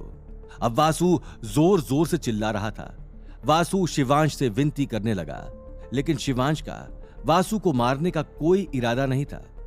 शिवांश ने तुरंत अपनी जीवन शक्ति ऊर्जा को वापस लिया और वासु से कहा, देखिए मेरी शक्तियों की ताकत। तुम्हें क्या लग रहा था कि तुम मुझसे ज्यादा ताकतवर हो?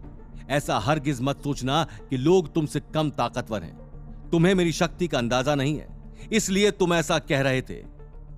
इतना कहकर शिवांश उस जगह से हटकर अपने दोस्तों के पास चला गया। शिवांश को ऐसा लग रहा था कि वासु और कुछ नहीं करेगा, लेकिन शिवांश ने वासु के साथ जो किया था वो वासु को बहुत बड़ा अपमान लगा था। वासु इस तरीके से तो नहीं बैठने वाला था। वासु ने तुरंत अपनी आंखें बंद की और उसने अपने अंदर की पूरी ऊर्जा शक्ति को एक जगह पर इकट्ठा किया और उसने अपने हाथों से एक अजीब सी काली ऊर्जा का गोला बनाया और शिवांश की तरफ फेंक दिया। जैसे ही वो ऊर्जा का गोला शिवांश के शरीर से टकराया, शिवांश का शरीर बुरी तरह से घायल होकर जमीन पर गिर गया। शिवांश अब समझ गया था कि वासु शिवांश से ज्यादा ताकतवर है और उसने बहुत सारी साधना तकनीकों को करके इतनी सारी शक्तियां सीख ली हैं। अब शिवांश के पास कोई और चारा नहीं बचा था। शिवांश का दम घुटने लगा था और धीरे धीरे उसकी आंखें बंद हो रही थी। ये देखते ही अर्जुन, आयुष, सार्थक और आकृति शिवांश के पास दौड़ते दौड़ते चले जाते हैं और उसे बचाने की कोशिश करने लगते हैं। फिर आकृति वासु से कहती है, तुम अपनी शक्ति को वापस ले लो, क्योंकि शिवांश ने तुम्हें बचाया है। अगर वो चाहता तो तुम्हें मार सकता था, पर उसने ऐसा नहीं किया। इसलिए मैं तुमसे विनती करती हूं कि तुम भी अपनी शक्ति को वापस ले लो और इस लड़ाई को यहीं समाप्त कर दो।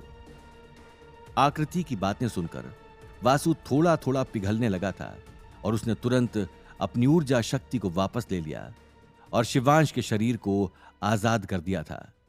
पर अभी भी शिवांश घायल जमीन पर पड़ा था। थोड़ी देर के बाद शिवांश का शरीर थोड़ी थोड़ी हलचल करने लगा। यह देखकर आकृति और उसके बाकी दोस्तों ने शिवांश को उठाकर एक कोने में बिठा दिया। सार्थक भागकर शिवांश के लिए पानी ले आया और अब सब शिवांश से पूछने लगे कि क्या तुम अब बेहतर महसूस कर रहे हो? तो शिवांश ने बताया, हाँ, अब मैं ठीक हूं, पर मैं बचा कैसे? तो अर्जुन ने बताया, पता नहीं वासु ने क्या सोचा और उसने अपनी ऊर्जा शक्ति को वापस ले लिया। अर्जुन की बात सुनकर शिवांश उससे बोला, हमने वासु को कम समझने की भूल कर दी। वासु की शक्तियां मुझसे बहुत ज्यादा हैं। वो एक बहुत बड़ा मार्शल योद्धा है। अर्जुन कहता है, अगर वासु हमारा दोस्त बन जाए तो हम उससे बहुत कुछ सीख सकते हैं, क्योंकि मैंने इतनी तीव्र शक्तियां अब तक किसी के अंदर नहीं देखी हैं जितनी वासु की हैं। ये लोग आपस में बातें ही कर रहे थे कि तभी वासु वहां पर आ जाता है और वो शिवांश से कहता है, तो अब तुम्हें कैसा महसूस हो रहा है? तुम्हें तो मेरा शुक्रिया अदा करना चाहिए कि मैंने तुम्हारी जान को बख्श दिया। पता नहीं क्यों मैंने तुम्हें जिंदा छोड़ा है, पर तुम इंसान तो मुझे अच्छे लगते हो और तुम्हारी शक्तियां भी कम नहीं हैं। ये बताओ, तुमने इन साधना तकनीकों का अभ्यास कब किया? मैं काफी ज्यादा आकर्षित हुआ हूं तुमसे, क्योंकि पूरे कबीले में तुम्हारे जितना ताकतवर कोई नहीं और तुम्हारी उम्र भी ज्यादा नहीं है। वासु इस वक्त बहुत नम्रता से बात कर रहा था। शिवांश वासु से बोला, मेरी तुमसे विनती है, ये जो भी हथियार तुम तैयार कर रहे हो इसको रोक दो, वरना पूरा नागवंश कबीला बर्बाद हो जाएगा। हमारा यहां आने का सिर्फ एक ही उद्देश्य था कि हमें नागवंश कबीले को बचाना है। मैं तुम्हारे आगे हाथ जोड़ता हूं कि इसको यहीं रोक दो। मुझे नहीं पता तुम्हारी नागवंश कबीले के साथ क्या लड़ाई है, पर अपने पिताजी को समझाओ, उस कबीले के लोग बुरे नहीं हैं, वो तुम्हारे दोस्त बन के रह सकते हैं। अगर तुम लोग आपस में मिलकर रहो तो हो सकता है कि तुम लोगों के लिए एक अच्छा भविष्य इंतजार कर रहा हो। शिवांश की बातें सुनकर वासु कहता है, मैं कभी भी ये नहीं करना चाहता था। मेरी नागवंश से कभी कोई दुश्मनी नहीं है। बस मैं मेरे पिताजी की बातों में आकर इस हथियार को तैयार करने लगा, क्योंकि मुझे मेरे पिताजी का सपना पूरा करना था और उनके आगे मेरी नहीं चलती है। शिवांश वासु से कहता है, ठीक है, अब तुम्हें मौका दिया जा रहा है। तुम अभी भी उस शक्ति को रोक सकते हो। अगर वो शक्ति पूरे तरीके से तैयार हो गई तो तुम्हें भी पता है सारी दुनिया तहस नहस हो जाएगी। फिर वासु शिवांश से कहता है, ठीक है, मैं मेरे पिताजी को मनाने की पूरी कोशिश करूंगा, पर मैं अभी तुमसे वादा नहीं कर सकता कि मैं इस शक्ति को रोक पाऊंगा कि नहीं। पर वासु के इरादे मन में पक्के थे। अब वो ठान चुका था कि वो शक्ति को पूरा बनने नहीं देगा और ना ही नागवंश कबीले को कुछ होने देगा। जब कालशेष कबीले के सरदार को यह बात पता चली कि उनका बेटा वासु उस शक्ति को रोकने जा रहा है, तो उनके गुस्से का ठिकाना नहीं था। वो तुरंत वासु के पास आकर बोले, तुम्हारा क्या दिमाग खराब हो गया है? तुम बाहर वालों की बातों में आकर अपने पिता का आदेश टाल रहे हो। और इतना बोलकर कबीले का सरदार चुप हो जाता है। वासु से रहा नहीं गया। वो अपने पिताजी से बोला, मैं ये कभी नहीं करना चाहता था। ये बात आपको भी पता है। आपने मुझे बाहर से इस काम के लिए बुलाया था, पर मैं आपको शर्मिंदा नहीं करना चाहता था, इसलिए मैं मान गया। पर आज मुझे समझ में आया कि मैं कितना गलत काम करने जा रहा था। आपकी नागवंश कबीले से कोई खास दुश्मनी नहीं है, पर फिर भी आप जलन की वजह से उन लोगों का नाश करना चाहते हो। ऐसा मत करिए पिताजी। इससे हमारा ही नुकसान होगा। शहर में हमारे बहुत सारे दुश्मन बन चुके हैं और मुसीबत आने पर नागवंश वाले ही हमारी मदद करेंगे, और उन्होंने पहले भी हमारी मदद की है। मैं आपसे विनती करता हूं, इस शक्ति को रोक दीजिए, वरना सब कुछ बर्बाद हो जाएगा। मैंने आज तक सिर्फ आपकी ही बात मानी है, पर आज मैं आपकी बात नहीं मानूंगा। मैं जा रहा हूं उस शक्ति को रोकने। और देखते ही देखते वासु ने वो शक्ति जो उस हवन कुंड से रोशन हो रही थी, उसने तंत्र विद्या की मदद से उसका प्रभाव रोक दिया, और वो शक्ति देखते ही देखते गायब हो गई। जैसे ही शक्ति की ऊर्जा खत्म हुई, शिवांश समझ गया कि वासु ने अपना ना किया हुआ वादा भी पूरा कर दिया है, और अब ये हथियार कभी तैयार नहीं हो पाएगा। इधर जैसे ही पहाड़ी से रोशनी आना बंद हो गई, तो नागवंश कबीले के लोग अंदर जाकर ईशा और कबीले के सरदार को बताते हैं, उसने अपना काम पूरा कर दिया है, सामने वाली पहाड़ी से रोशनी बंद हो गई है। यानी उन लोगों ने हमारे खिलाफ जो षड्यंत्र रचा था, जो हथियार वो बना रहे थे, अब बनाना बंद कर दिया है।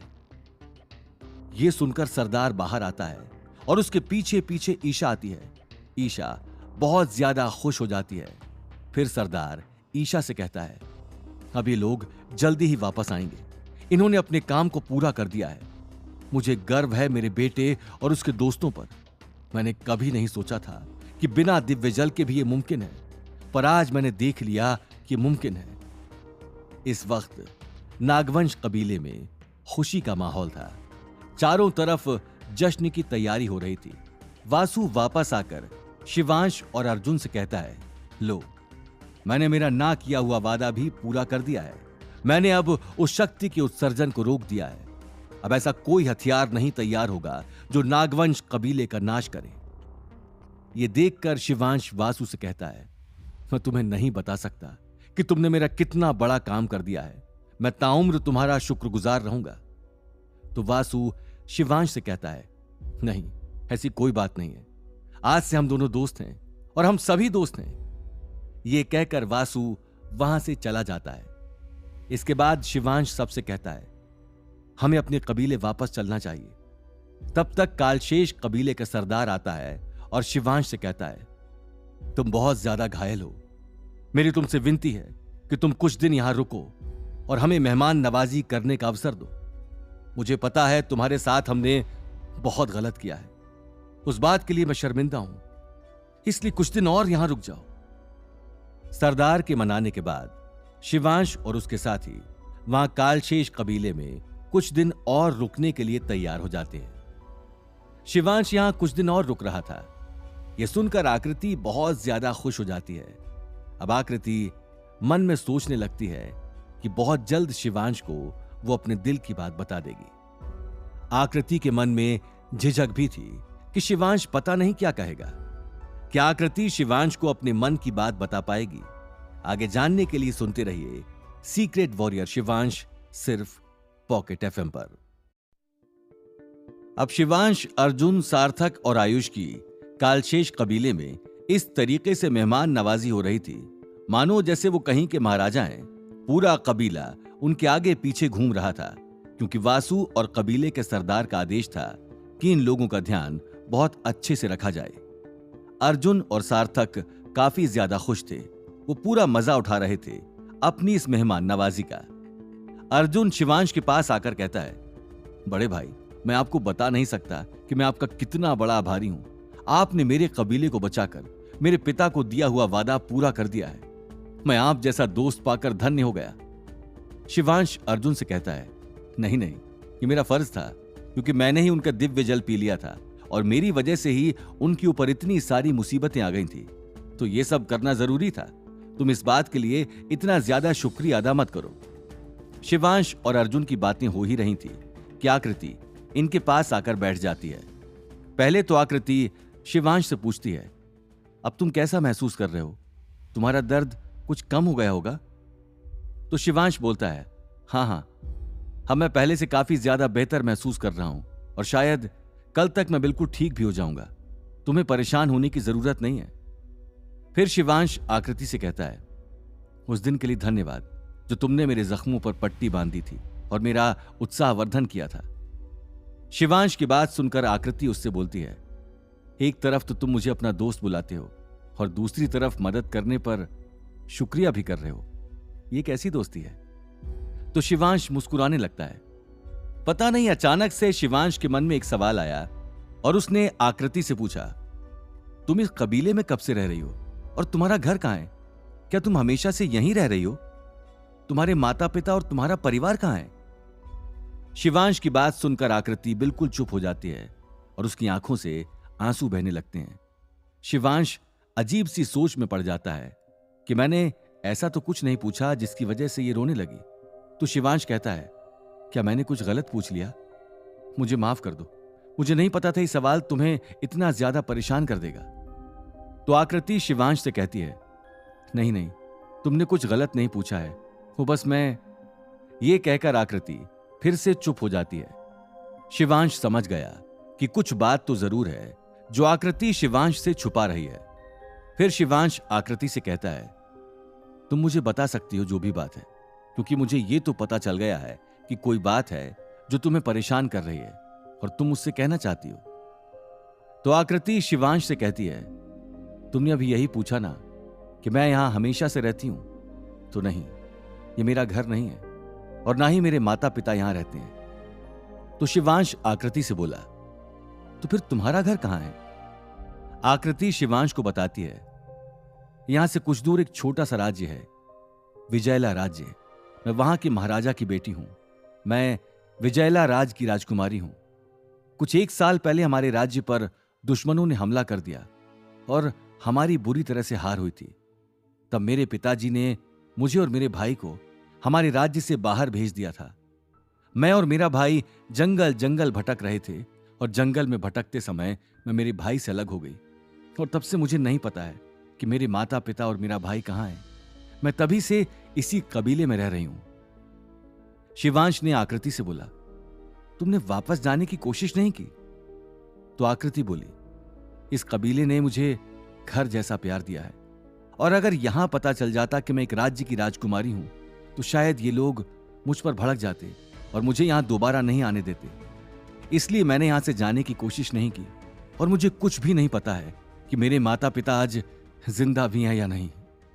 आकृति अब रोने लगी थी और आकृति को रोता देख शिवांश को थोड़ा बुरा लग रहा था।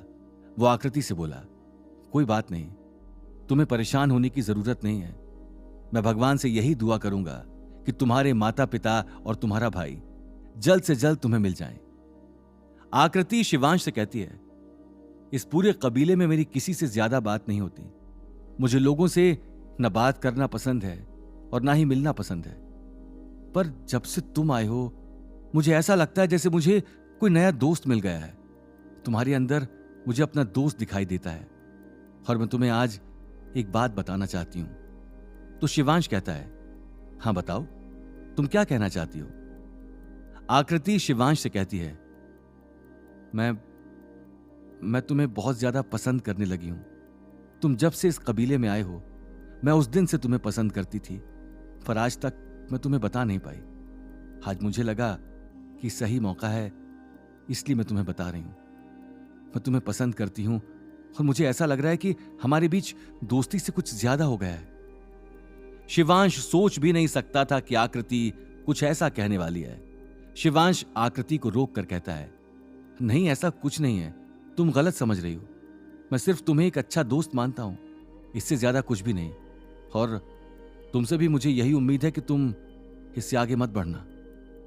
शिवांश की बात सुनकर आकृति बोली, नहीं नहीं, तुम्हें परेशान होने की जरूरत नहीं है। अगर जो मैं तुम्हारे बारे में महसूस करती हूं, अगर तुम मेरे बारे में वैसा महसूस नहीं करते हो तो उसमें तुम्हारी गलती नहीं है। बस मुझे मेरे दिल की बात तुमसे कहनी थी और मैंने कह दी। अब इसके आगे तुम्हारा जो भी फैसला होगा मुझे मंजूर होगा, पर तुम मेरे दोस्त हमेशा रहोगे। आकृति एक बहुत अच्छी लड़की थी, पर शिवांश की जिंदगी में ईशा पहले से ही थी और शिवांश को कोई और नहीं चाहिए था। शिवांश के दिलो दिमाग में ईशा छाई हुई थी, जबकि आकृति ईशा से कई गुना ज्यादा सुंदर थी। पर अब शिवांश बहुत ज्यादा परेशान हो गया था कि अगर ईशा को इस बारे में पता चलेगा तो हो सकता है वो शिवांश पर नाराज हो जाए। शिवांश ईशा को धोखा नहीं देना चाहता था, इसलिए उसने आकृति को साफ साफ मना कर दिया था।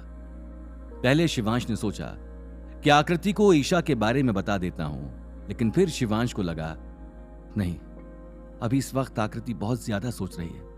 अगर उसे ईशा के बारे में बताया तो उसका दिल और ज्यादा टूट जाएगा।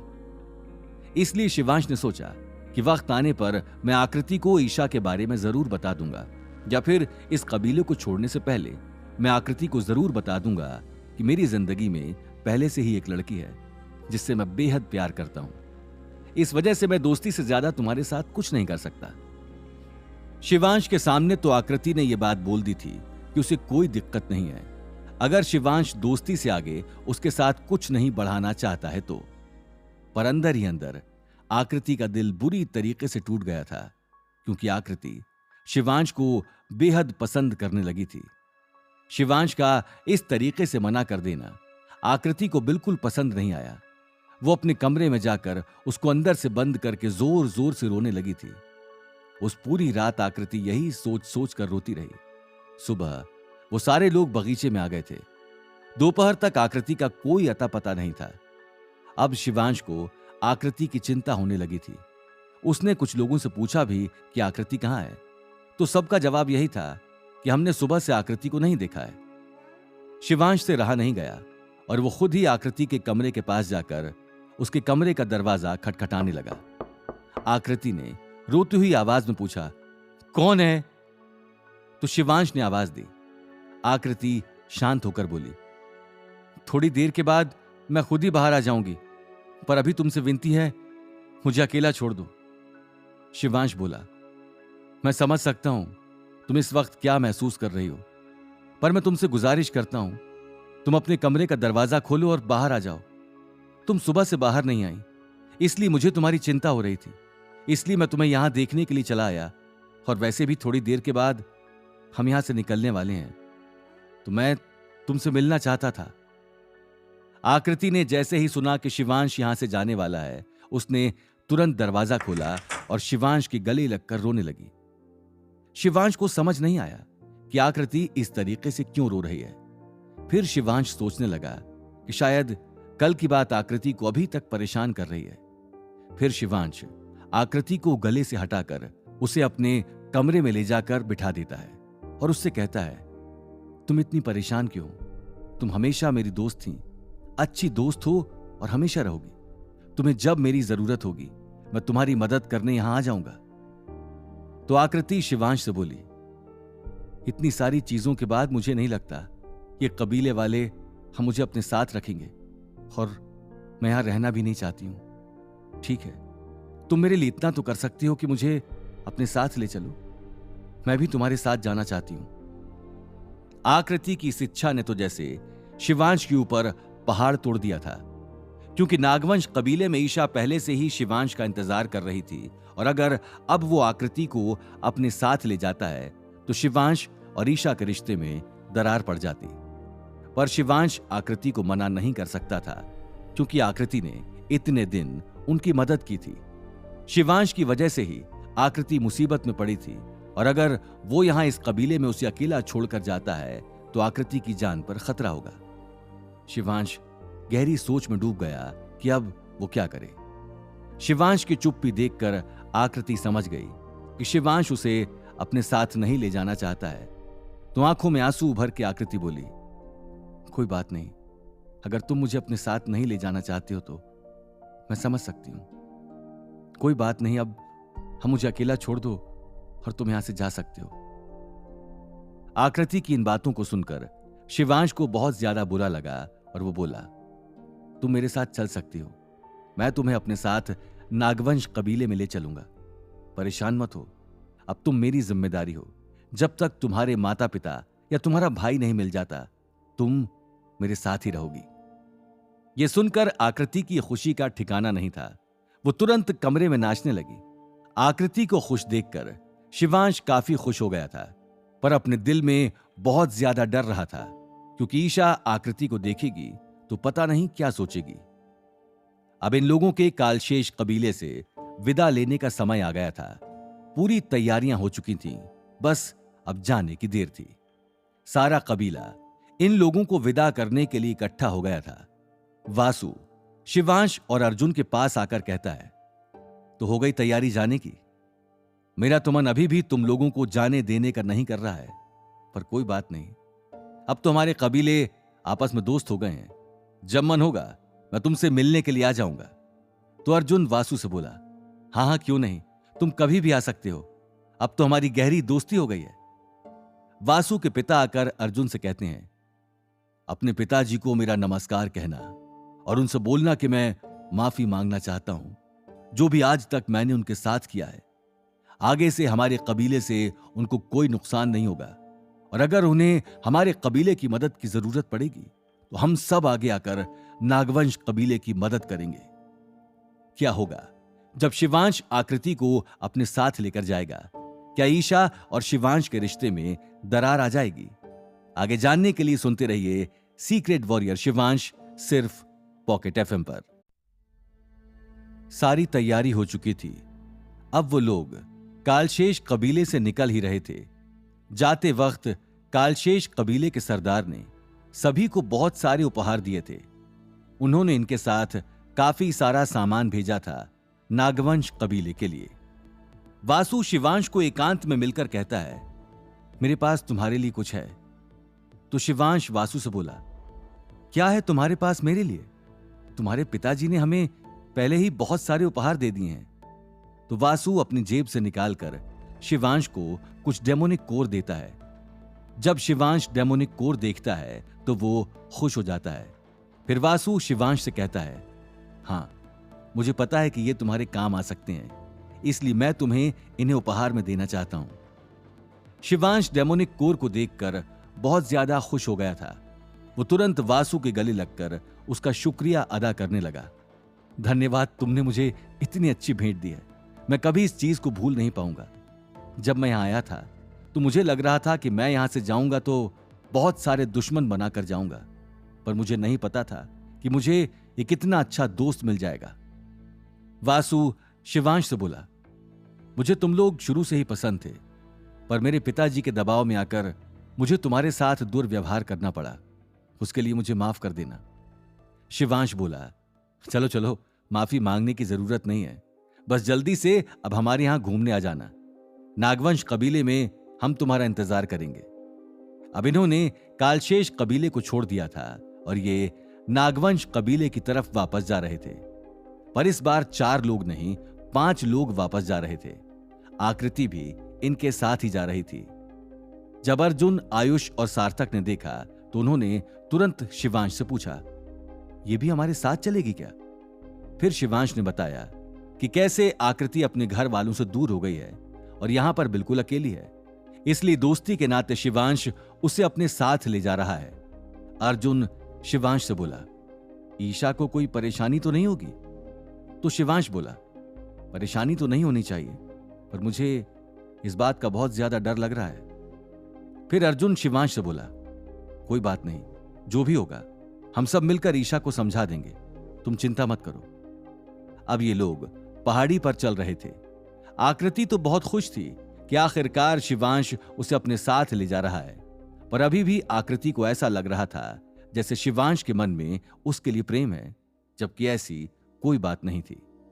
शिवांश आकृति को सिर्फ एक अच्छा दोस्त मानता था। आकृति अपने हाथ की अंगूठी को बार बार देख रही थी। फिर उसके मन में ख्याल आया कि वो ये अंगूठी शिवांश को भेंट करना चाहती है। शिवांश ने आकृति की बहुत मदद की है। वहीं रास्ते में आकृति शिवांश को रोककर कहती है, रुको, मैं तुम्हें कुछ देना चाहती हूं। शिवांश आकृति से बोला, ऐसा क्या देना चाहती हो तुम मुझे? आकृति तुरंत अपने हाथ की अंगूठी निकालकर शिवांश के हाथ में थमा देती है और कहती है, ये लो, मैं तुम्हें अपनी तरफ से ये देना चाहती हूं। शिवांश को यह बात बहुत अजीब लगी कि अचानक से आकृति को क्या हो गया है, वो अपनी अंगूठी मुझे क्यों दे रही है। शिवांश ने मना करते हुए कहा, नहीं, मैं ये नहीं रख सकता, ये तुम्हारी है और मुझे अभी कोई उपहार की भी जरूरत नहीं है। मेरा तो जन्मदिन भी नहीं है, तो फिर मुझे उपहार क्यों दे रही हो?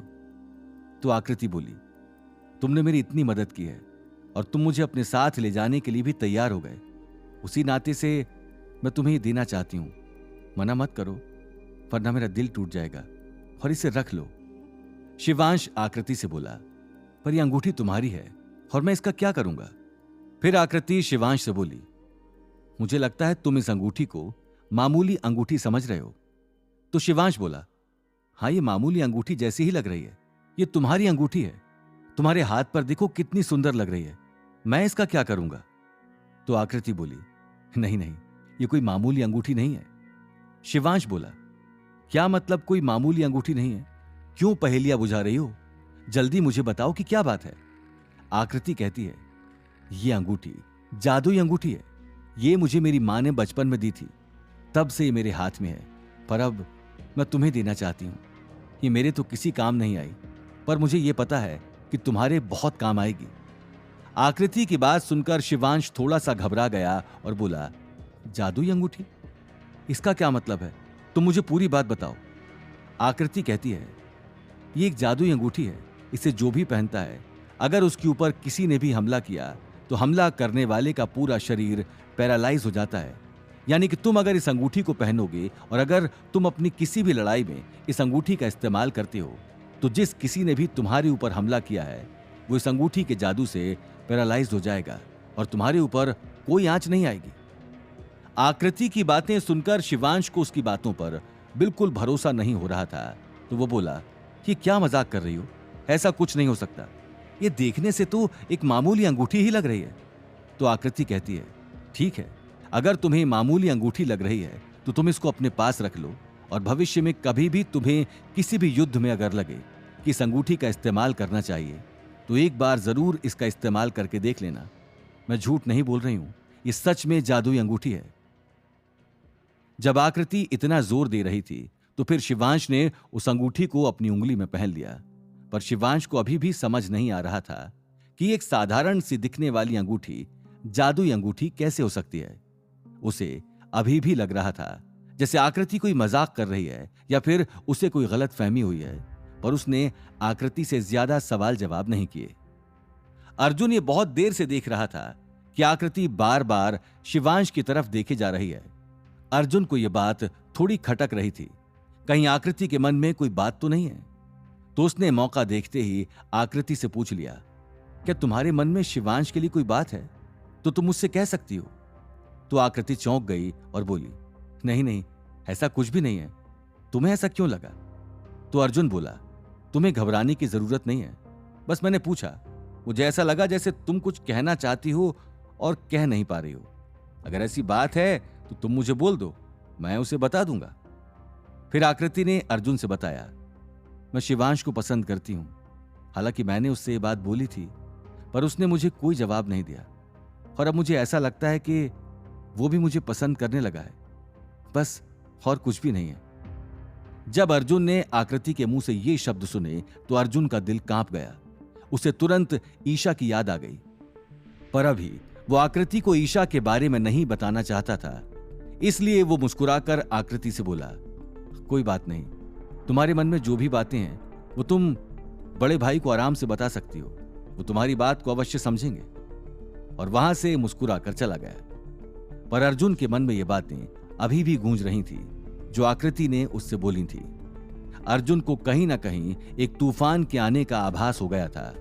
अब तो अर्जुन शिवांश की तरह डरने लगा था कि जब ईशा आकृति को देखेगी तो पता नहीं क्या कर बैठेगी। काफी लंबा सफर तय करने के बाद अब ये लोग नागवंश कबीले के बहुत पास आ गए थे। जब मुख्य द्वार पर खड़े लोगों ने देखा कि शिवांश, अर्जुन और उसके दोस्त वापस आ रहे हैं, तो वो दौड़ते दौड़ते अंदर सरदार और ईशा के पास गए और उन्हें बताया, हमारा इंतजार पूरा हुआ। हमारे कबीले के अगले उत्तराधिकारी और आपके बेटे अर्जुन और उनके दोस्त वापस आ गए हैं। जब सरदार ने ये सुना तो वो सबसे कहने लगा, जश्न की तैयारी करो, मेरा बेटा विजय प्राप्त करके वापस आया है, उसके स्वागत में कोई कमी नहीं होनी चाहिए। पूरा कबीला रोशनी में जगमग नजर आ रहा था। सरदार ने कोई कमी नहीं छोड़ी थी अर्जुन के स्वागत में।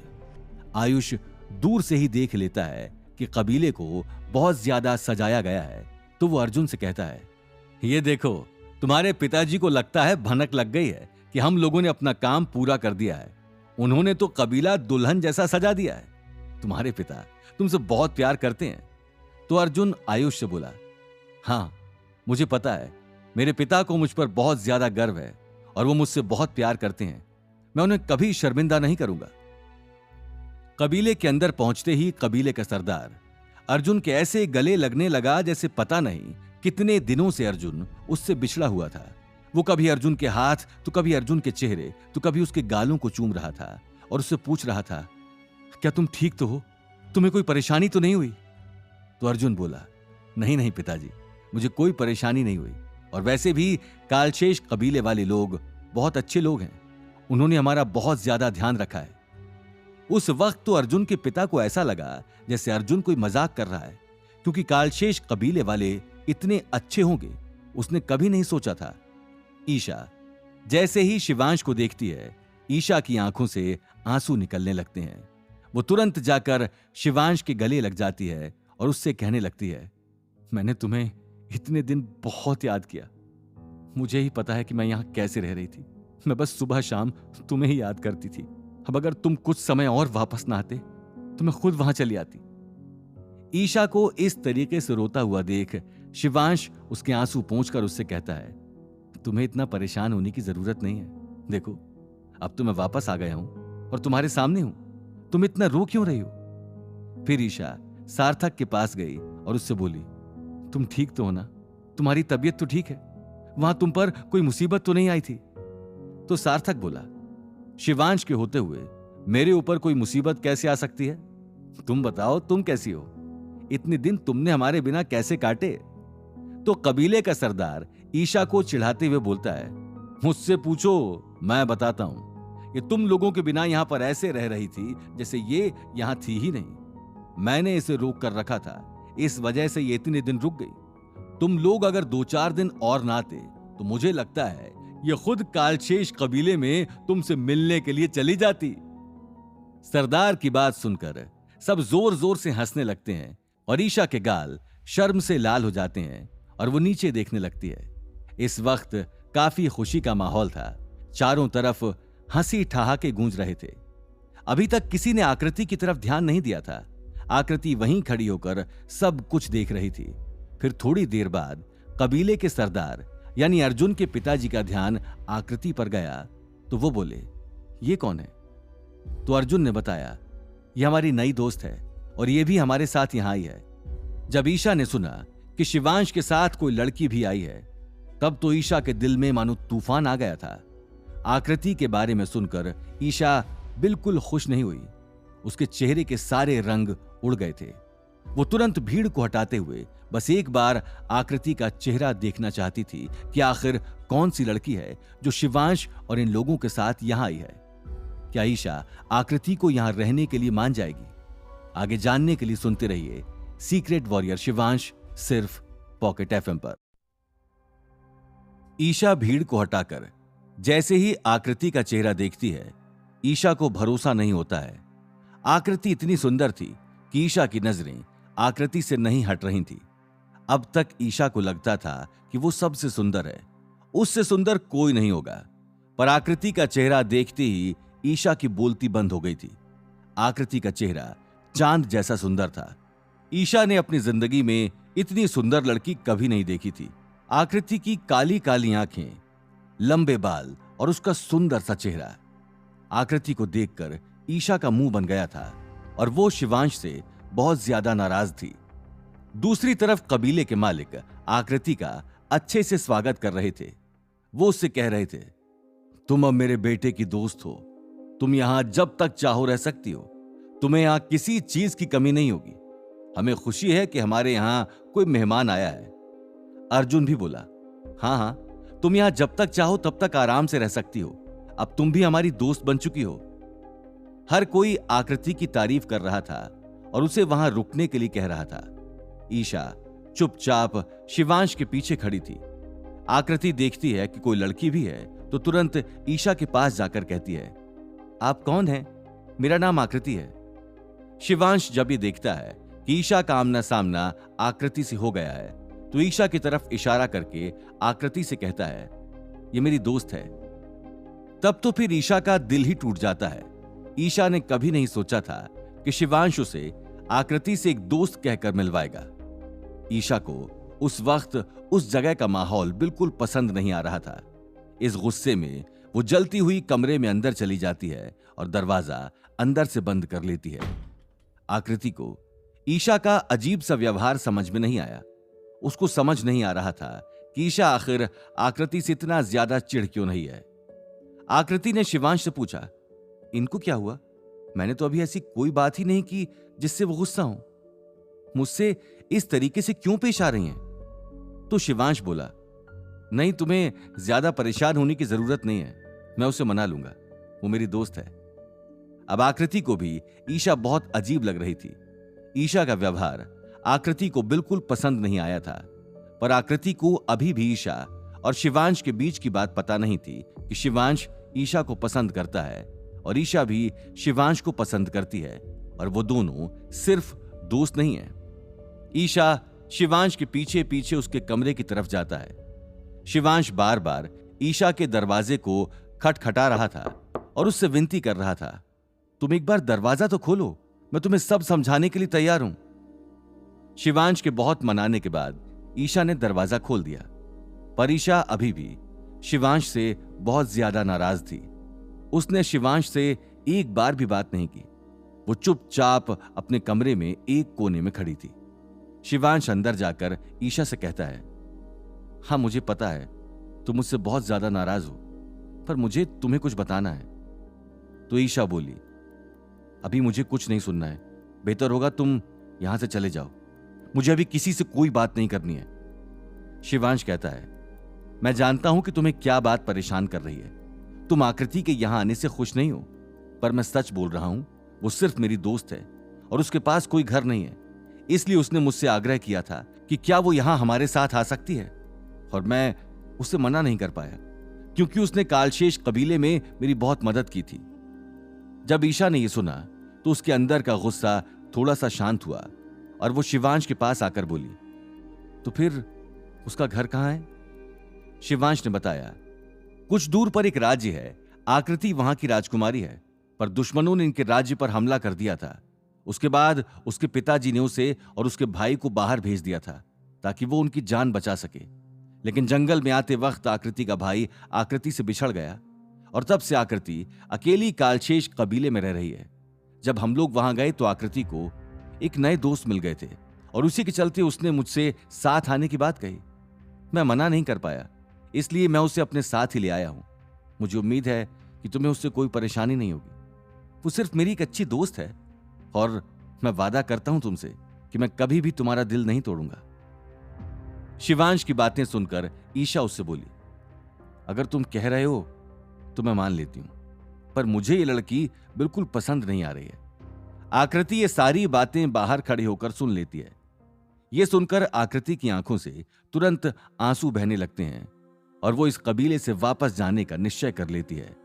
आकृति भागकर अपने कमरे से सामान उठाकर तुरंत कबीले से बाहर निकलने ही वाली थी कि पीछे से अर्जुन देख लेता है और वो आकृति से आकर पूछता है, क्या हुआ, तुम कहां जा रही हो इतनी रात को? आकृति अर्जुन को पूरी बात बताती है। फिर अर्जुन आकृति से बोला, हां तुम ठीक समझ रही हो, ईशा और शिवांश एक दूसरे को पसंद करते हैं और आज से नहीं, वो लोग बहुत समय से एक दूसरे के साथ हैं। मुझे नहीं पता कि बड़े भाई ने तुमको ये सब क्यों नहीं बताया, पर अगर तुम्हारे मन में उनको लेकर कोई भी भावनाएं हैं तो मेरी तुमसे विनती है, उन भावनाओं को वहीं रोक दो, क्योंकि कुछ भी नहीं होने वाला। शिवांश ईशा को पसंद करता है, उसके अलावा किसी और लड़की की तरफ देखता भी नहीं। अर्जुन की बातें सुनकर आकृति का दिल पूरी तरह से टूट गया था। आकृति की आंखों से आंसू बह रहे थे और अब तो वो बिल्कुल भी इस कबीले में नहीं रुकना चाहती थी। आकृति अर्जुन से आग्रह करती है, मुझे जाने दो, मैं यहां नहीं रहना चाहती हूं। आकृति के काफी बार कहने के बाद अर्जुन उसकी बात मान लेता है और उससे कहता है, ठीक है, तुम अगर चाहती हो यहां से वापस जाना तो तुम जा सकती हो। तब तक ईशा और शिवांश आ जाते हैं। शिवांश कहता है, तो कहां जाने की तैयारी चल रही है? ईशा आकृति से कहती है, मुझे माफ कर देना, मुझे तुमसे इस तरीके से पेश नहीं आना चाहिए था। मेरा नाम ईशा है और मैं इन लोगों की दोस्त हूं। आकृति ईशा से बोली, नहीं नहीं, आपको मुझे कुछ भी समझाने की जरूरत नहीं है, मैंने कमरे के बाहर खड़े होकर सारी बातें सुन ली थी। मुझे लगता है मेरे यहाँ आने से आप खुश नहीं हैं, और मैं नहीं चाहती कि मेरी वजह से आपकी और शिवांश के बीच में लड़ाइयां हो जाएं। इसलिए मेरा यहां से जाना बेहतर होगा। जब शिवांश सुनता है कि आकृति सब कुछ जान गई है, तो शिवांश बहुत ज्यादा शर्मिंदा होने लगा था। वो आकृति से नजरें भी नहीं मिला पा रहा था, क्योंकि उसने आकृति को ईशा के बारे में नहीं बताया था। हालांकि आकृति को शिवांश से कोई शिकायत नहीं थी। वो शिवांश के साथ अच्छे से पेश आ रही थी। ईशा के बहुत समझाने बुझाने के बाद आकृति वहां रुकने के लिए तैयार हो जाती है, पर अभी भी आकृति बहुत मायूस थी। उसका दिल टूट गया था। उसे लग रहा था कि शिवांश के मन में आकृति के लिए प्यार कभी होगा ही नहीं। शिवांश तो सिर्फ ईशा से प्यार करता है। और जो बात आकृति को सबसे ज्यादा बुरी लगी थी, वो ये थी कि शिवांश ने उससे ईशा के बारे में छुपाया था। अगर पहले ही वक्त रहते शिवांश आकृति को यह बता देता कि उसकी जिंदगी में पहले से ही एक लड़की है, तो आकृति शिवांश को लेकर इतना ज्यादा भावुक नहीं होती। आकृति अब शिवांश को बहुत ज्यादा पसंद करने लगी थी, पर अब आकृति को भी पता था कि उसके और शिवांश के बीच दोस्ती से ज्यादा कुछ नहीं हो सकता, क्योंकि शिवांश की जिंदगी में ईशा पहले से ही है। हालांकि आकृति को ईशा से कोई परेशानी नहीं थी। रात में आकृति अकेली बैठी थी, तभी ईशा उसके पास आकर बोली, तुम यहां अकेले क्यों बैठी हो? कोई परेशानी है तो मुझे बताओ। तो आकृति ईशा से कहती है, नहीं नहीं, अंदर मेरा दम घुट रहा था, इसलिए मैंने यहां बैठना ठीक समझा। पर आप इतनी रात तक क्यों जग रही हो? तो ईशा ने कहा, नहीं बस मुझे आज नींद नहीं आ रही है। चलो तब तक हम लोग यहीं बैठकर आपस में बातें कर लेते हैं। ईशा आकृति आपस में बातें तो कर रही थी, वो एक दूसरे के साथ दोस्ती का नाटक भी कर रही थी। वो दोनों एक दूसरे को पसंद नहीं करती थी। ईशा को आकृति से जलन थी और आकृति को ईशा से। ईशा ने आकृति को बताया कि मुझे शिवांश ने तुम्हारे घर के बारे में बता दिया है कि कैसे तुम्हारा परिवार तुमसे बिछड़ गया। मैं बहुत दुखी हूं कि तुम अपने परिवार के पास नहीं हो, पर अब तुम यहां आ गई हो तो हम सब मिलकर तुम्हारे परिवार को ढूंढने में तुम्हारी मदद करेंगे। यह सुनकर आकृति कहती है, हाँ मुझे भी पता है कि अब मेरी मदद हो सकती है, इसलिए मैंने शिवांश को अपना दोस्त बनाया है। मैंने वहां देखा कि उसने मुझ पर कोई मुसीबत नहीं आने दी। आकृति ईशा से कहती है, तुम्हें भगवान का बहुत शुक्रगुजार होना चाहिए कि तुम्हें एक ऐसा इंसान मिला है। शिवांश सच में बहुत अच्छा है। आकृति के मुंह से शिवांश की तारीफ ईशा को बिल्कुल पसंद नहीं आ रही थी, पर वो आकृति को रोक भी नहीं सकती थी। इसलिए ईशा चुपचाप मुंह बनाकर उसकी सारी बातें सुन रही थी। फिर आकृति ने ईशा से सवाल कर दिया, तुम और शिवांश एक दूसरे को कहां मिले थे और तुम दोनों एक दूसरे को कब से जानते हो? तो ईशा एकदम खुश होकर आकृति को बताती है, मैं एक बार शिवांश को उसके शहर के बाजार में मिली थी। हम लोग तब से एक दूसरे को जानते हैं, पर अब तो हम एक दूसरे को बेहद पसंद करते हैं। ईशा आसमान की तरफ देखकर आकृति से कहती है, रात काफी हो गई है, हमें अंदर चलना चाहिए। वो दोनों जाकर अपने कमरे में लेट गई थी, पर नींद किसी को भी नहीं आ रही थी। ईशा के मन में बहुत सारे सवाल चल रहे थे और आकृति के मन में भी, और ये सारे सवाल कहीं ना कहीं शिवांश से जुड़े हुए थे। ईशा ने तो सोच लिया था कि कल वो एक बार शिवांश से बैठकर सारी बातें पूछ लेगी, तब जाकर उसके दिल को तसल्ली होगी। शिवांश तो ये सोच रहा था कि अगर ईशा को यह पता चल गया कि आकृति ने उसे कोई अंगूठी भेंट में दी है, तब तो ईशा का दिल बहुत ज्यादा टूट जाएगा और हो सकता है वो बहुत ज्यादा नाराज हो जाए। फिर शिवांश सोचता है, नहीं, मैं इस बारे में ईशा को कभी पता नहीं चलने दूंगा कि आकृति ने मुझे कोई अंगूठी भी भेंट में दी है। मैं इस अंगूठी को हमेशा छुपाकर ही रखूंगा। और वैसे भी आकृति ने जैसा बोला है, अगर ये कोई जादुई अंगूठी है तो ये मेरे भविष्य में बहुत ज्यादा काम आ सकती है। सुबह हो गई थी। कबीले में अभी भी वैसी ही चहल पहल थी। सब बहुत खुश थे। अगले दिन ही सरदार ने सबसे पहले अर्जुन से पूछा, अब मुझे पूरी बात बताओ कि आखिरकार तुम लोगों ने वहां जाकर ऐसा क्या किया कि कालशेष कबीले वाले अब हमारे दोस्त बन गए हैं? तो अर्जुन अपने पिता से बोला, पिताजी सब्र रखिए, मैं आपको सब कुछ बताऊंगा। मुझे भी बहुत उत्सुकता है आपको सारी बातें बताने की। सारे लोग नाश्ता करने पहुंच गए थे। पर ईशा अभी भी नहीं आई थी। तो जब शिवांश ये देखता है कि ईशा नहीं आई है, तो शिवांश को समझ नहीं आया कि ईशा फिर से उससे क्यों नाराज है। तो शिवांश ईशा के कमरे में जाकर ईशा से पूछने लगा, क्या हुआ, तुम्हारी तबीयत तो ठीक है, तुम नाश्ता करने क्यों नहीं आई? तो ईशा बोली, नहीं, बस मेरा मन नहीं था बाहर आने का। शिवांश कहता है, ठीक है, देखो मैं तुम्हारे लिए यहीं ले आया। नाश्ता करते वक्त ईशा शिवांश से बोली, मुझे तुमसे कुछ सवाल पूछना है, क्या तुम उनका जवाब दोगे? आखिर ऐसा क्या पूछने वाली थी ईशा शिवांश से? आगे जानने के लिए सुनते रहिए सीक्रेट वॉरियर शिवांश, सिर्फ पॉकेट एफएम पर। पॉकेट एफएम पर ईशा सबसे पहला सवाल तो शिवांश से यह पूछती है, क्या तुम और आकृति सच में सिर्फ दोस्त हो? क्योंकि मुझे आकृति को देखकर ऐसा नहीं लगता कि उसको तुमसे सिर्फ दोस्ती ही करनी है। तो शिवांश थोड़ा घबराकर ईशा से बोला, हम मेरे मन में आकृति के लिए ऐसा कुछ भी नहीं है, पर आकृति के मन में जरूर मेरे लिए प्यार है। उसने मुझसे कालशेष कबीले में ही बात कही थी कि वो मुझे लेकर कुछ महसूस करती है, पर मैंने उसे साफ साफ मना कर दिया था, और मेरे मन में सिर्फ तुम हो, तो तुम्हें चिंता करने की कोई जरूरत नहीं है। शिवांश के मुंह से ये शब्द ईशा को काफी ज्यादा राहत देते हैं। जब ईशा ने यह समझ लिया कि शिवांश के मन में आकृति के प्रति कोई भावना नहीं है, तब ईशा की खुशी का ठिकाना नहीं रहा। सरदार अर्जुन से कहता है, तुम मुझे आखिर कब बताओगे कि क्या क्या हुआ था कालशेष कबीले में? अब मुझसे रहा नहीं जा रहा है। तो अर्जुन मुस्कुराकर कहता है, ठीक है पिताजी, मैं आपको सब कुछ बताता हूं। एक एक करके अर्जुन अपने पिता को सारी घटनाएं बताने लगा कि कैसे वो लोग कालशेष कबीले के अंदर घुसे थे और शिवांश ने दरवाजे पर तैनात सिपाहियों को रिश्वत देकर अंदर जाने के लिए मना लिया था। उसके बाद कितनी बार ये लोग कालशेष कबीले वाले लोगों की नजरों में आने से बचे थे। अर्जुन बोलता है, पिताजी, अगर जिस शक्ति का निर्माण वो लोग कर रहे थे और जो हथियार तैयार कर रहे थे, अगर वो बनकर तैयार हो जाता तो उस हथियार में इतनी ताकत थी कि वो हमारा पूरा कबीला नष्ट कर सकता था। अर्जुन के पिताजी उसे कहते हैं, ये बात मुझे बहुत पहले से पता थी कि कालशेष हमारे खिलाफ कोई बहुत बड़ा षड्यंत्र रच रहे हैं, इसलिए तो हमें दिव्य जल की जरूरत थी, क्योंकि हमें हमारे कबीले को बचाना था।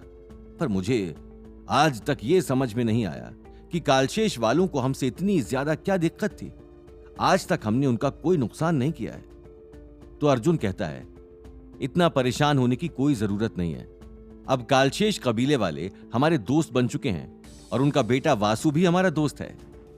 वासु की इतनी तारीफ सुनकर सरदार समझ गया था कि वासु कोई साधारण लड़का तो नहीं होगा। फिर अर्जुन कहता है, पिताजी, उन लोगों ने हमारे लिए बहुत सारे उपहार भी भेजे हैं, आप एक बार ये सब देख लीजिए। जब सरदार ने उपहार खोले तो उसके अंदर काफी सुंदर सुंदर चीजें थी। तकरीबन कई सारे तो सोने चांदी के ही सामान थे। ये देखकर तो सरदार काफी ज्यादा खुश हो गया और उसने तुरंत अपने एक आदमी को आदेश दिया, हमारी तरफ से भी उपहार भिजवा दो कालशेष कबीले वालों के लिए, और एक नया संबंध जोड़ने का ऐलान कर दो। आज से हम दोनों कबीले आपस में दोस्त हैं और अब हम कभी किसी बात पर लड़ाई नहीं करेंगे। सरदार बहुत ज्यादा खुश था। तब तक शिवांश भी वहीं आ गया। वो अर्जुन और शिवांश से बोला, मैं तुम दोनों का धन्यवाद कैसे करूं, मुझे नहीं समझ आ रहा है। तुमने हमारे कबीले के ऊपर से इतनी बड़ी मुसीबत हटा दी है। अगर वो हथियार बनकर तैयार हो जाता तो शायद आज हमारा कबीला यहां ना होता और हम सब मारे जाते। तो अर्जुन बोला, नहीं नहीं पिताजी, मेरे रहते ऐसा कभी कुछ नहीं होगा। मैं आपको वचन देता हूं, जब तक मैं जीवित रहूंगा मैं हमेशा इस कबीले की हिफाजत करूंगा। अर्जुन के पिता उसे कहते हैं, मुझे गर्व है मेरे बेटे पर। फिर अर्जुन के पिताजी शिवांश से कहते हैं, तो तुमने अपनी बात रख ली, अपना किया हुआ वादा पूरा कर दिया। मांग लो तुम्हें मुझसे जो भी मांगना है। तो शिवांश बोला, नहीं नहीं, मुझे कुछ भी आपसे नहीं मांगना है। आप लोगों ने तो पहले ही हमारी बहुत मदद करी है।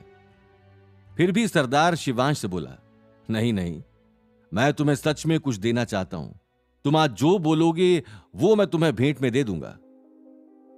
कुछ देर सोचने के बाद शिवांश सरदार से बोला, अभी तो मुझे किसी चीज की जरूरत नहीं है, पर जब भी मुझे किसी चीज की जरूरत होगी तो मैं आपसे जरूर कह दूंगा। उस दिन आप मुझे भेंट दे दीजिएगा। तो सरदार बोला, ठीक है, तुम जब मुझसे जो भी मांगोगे मैं तुम्हें देने की कोशिश करूंगा। आखिरकार तुम भी मेरे बेटे जैसे ही हो। अर्जुन और शिवांश आपस में बातें कर रहे थे। हमने दोस्ती तो कर ली है कालशेष कबीले वालों से, पर क्या भरोसा है कि वो अब हम पर हमला नहीं करेंगे? तो शिवांश अर्जुन से कहता है, जिस तरह से वासु और उसके पिता ने हमसे वादा किया है, मुझे तो नहीं लगता कि अब वो कभी हमसे दुश्मनी करेंगे, पर हमें चौकन्ना रहना होगा।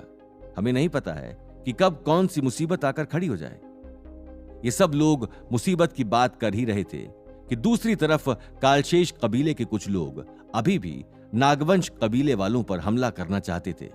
उनका एकमात्र मकसद यही था कि नागवंश कबीला नष्ट हो जाए, पर इस बात की भनक ना तो वासु को थी और ना ही नागवंश कबीले के सरदार को। कुछ 10-12 लोग आपस में मिलकर एक योजना तैयार करते हैं कि हम रात में नागवंश कबीले पर जाकर हमला कर देंगे। इस बात की भनक ना तो शिवांश को थी और ना ही अर्जुन को कि उनके खिलाफ एक और षड्यंत्र रचा जा रहा है। हमेशा की तरह रात होते ही सब लोग अपने अपने कमरे में जाकर आराम करने लगे।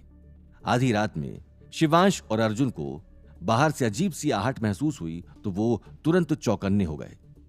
अर्जुन शिवांश से बोला, मुझे पक्का पता है कि बाहर जरूर कोई आया हुआ है। तो शिवांश बोला, हो सकता है कोई जंगली जानवर हो। अर्जुन कहता है, नहीं, मैं कोई भी रिस्क नहीं लेना चाहता हूं, हमें बाहर जाकर देखना ही चाहिए।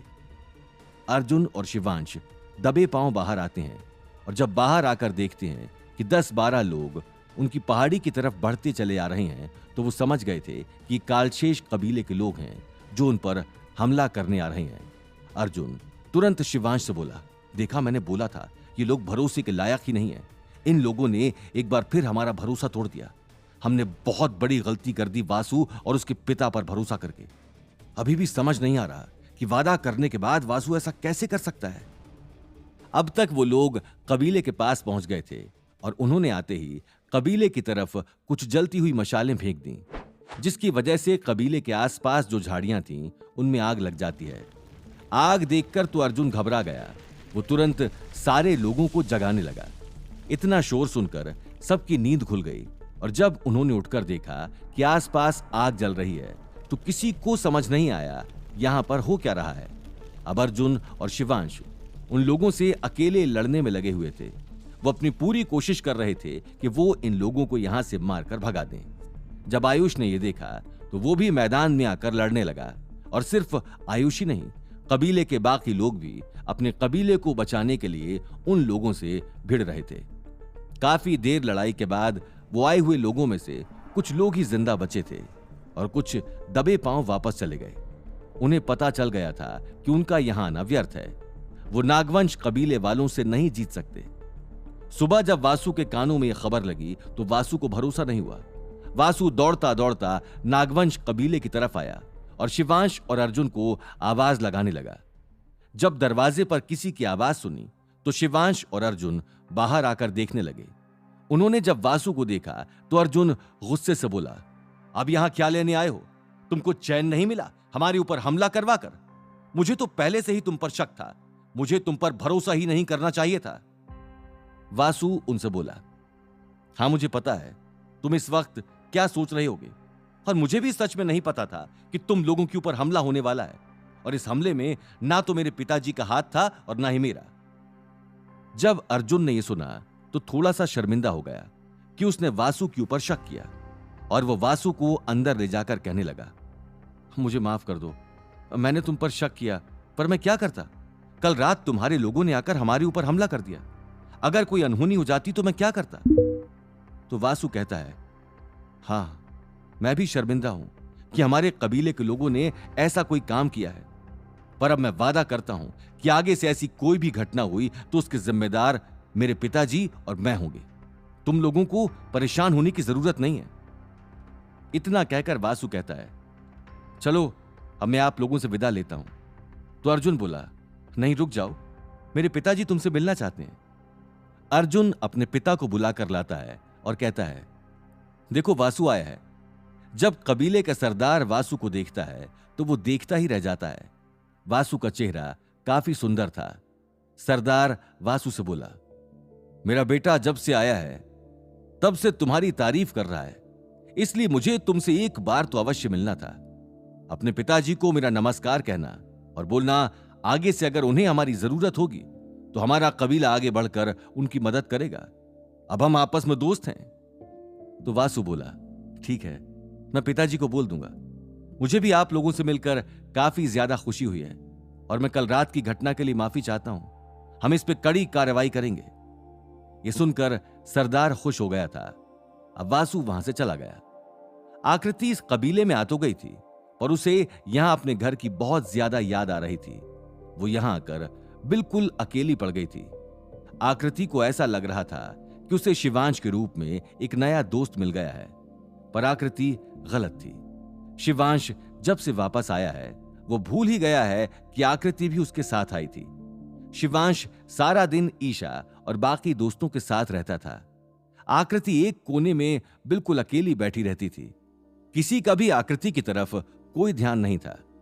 एक दिन आकृति मायूस होकर कबीले के एक कोने में बैठी थी। जब शिवांश ने यह देखा तो वो थोड़ा परेशान हो गया और वो आकृति के पास गया और पूछा, क्या हुआ है? तुम यहां ऐसे क्यों बैठी हो? आकृति शिवांश को देखकर रोने लगी। उससे कहने लगी, मुझे मेरे घर की बहुत याद आ रही है। मुझे जल्द से जल्द मेरे पिताजी और मेरे भाई को ढूंढना होगा। मैं यहां ज्यादा दिन तक नहीं रुक सकती। तुम लोगों के पास तुम्हारा पूरा परिवार है, मेरे पास कोई भी नहीं है, न दोस्त न परिवार। आकृति की बातें शिवांश को थोड़ी बुरी लगी थी। अर्जुन समझ गया था कि आकृति इस वक्त बहुत अकेला महसूस कर रही है, इसलिए ऐसी बातें कर रही है। शिवांश फिर आयुष, अर्जुन, सार्थक और ईशा को ये सब बताता है। वो सब आकृति के पास आकर बोलते हैं कि कैसी बातें कर रही हो, तुम भी हमारी दोस्त हो, हमें माफ कर दो। इतने दिनों तक हम तुम पर ध्यान नहीं दे पाए, पर अब से हम वादा करते हैं हम जो भी करेंगे सब लोग एक साथ मिलकर ही करेंगे। ईशा ने भी आकृति को यही बोला, तुम्हें अब अकेला महसूस करने की जरूरत नहीं है। अब हम सब तुम्हारे दोस्त हैं और अब तुम्हें अकेले अपने परिवार को ढूंढने की जरूरत नहीं है। हम सब एक साथ चलकर जंगल में तुम्हारे परिवार को ढूंढने की कोशिश करेंगे और मैं उम्मीद भी करती हूं कि जल्द से जल्द हमें तुम्हारे पिता और भाई का पता चल जाएगा। आकृति इतना प्यार पाकर बहुत ज्यादा खुश हो गई थी। अब उसे पहले से बेहतर महसूस हो रहा था और अब उसे अकेलापन भी नहीं लग रहा था। अब शिवांश भी अपने मन में यही सोच रहा था कि जल्द से जल्द वो आकृति को उसके परिवार से मिलवा दे। आखिर कब आकृति अपने परिवार वालों से मिल पाएगी? कितने और दिन वो अपने भाई और पिताजी से दूर रहेगी? आगे जानने के लिए सुनते रहिए सीक्रेट वॉरियर शिवांश, सिर्फ पॉकेट एफएम पर।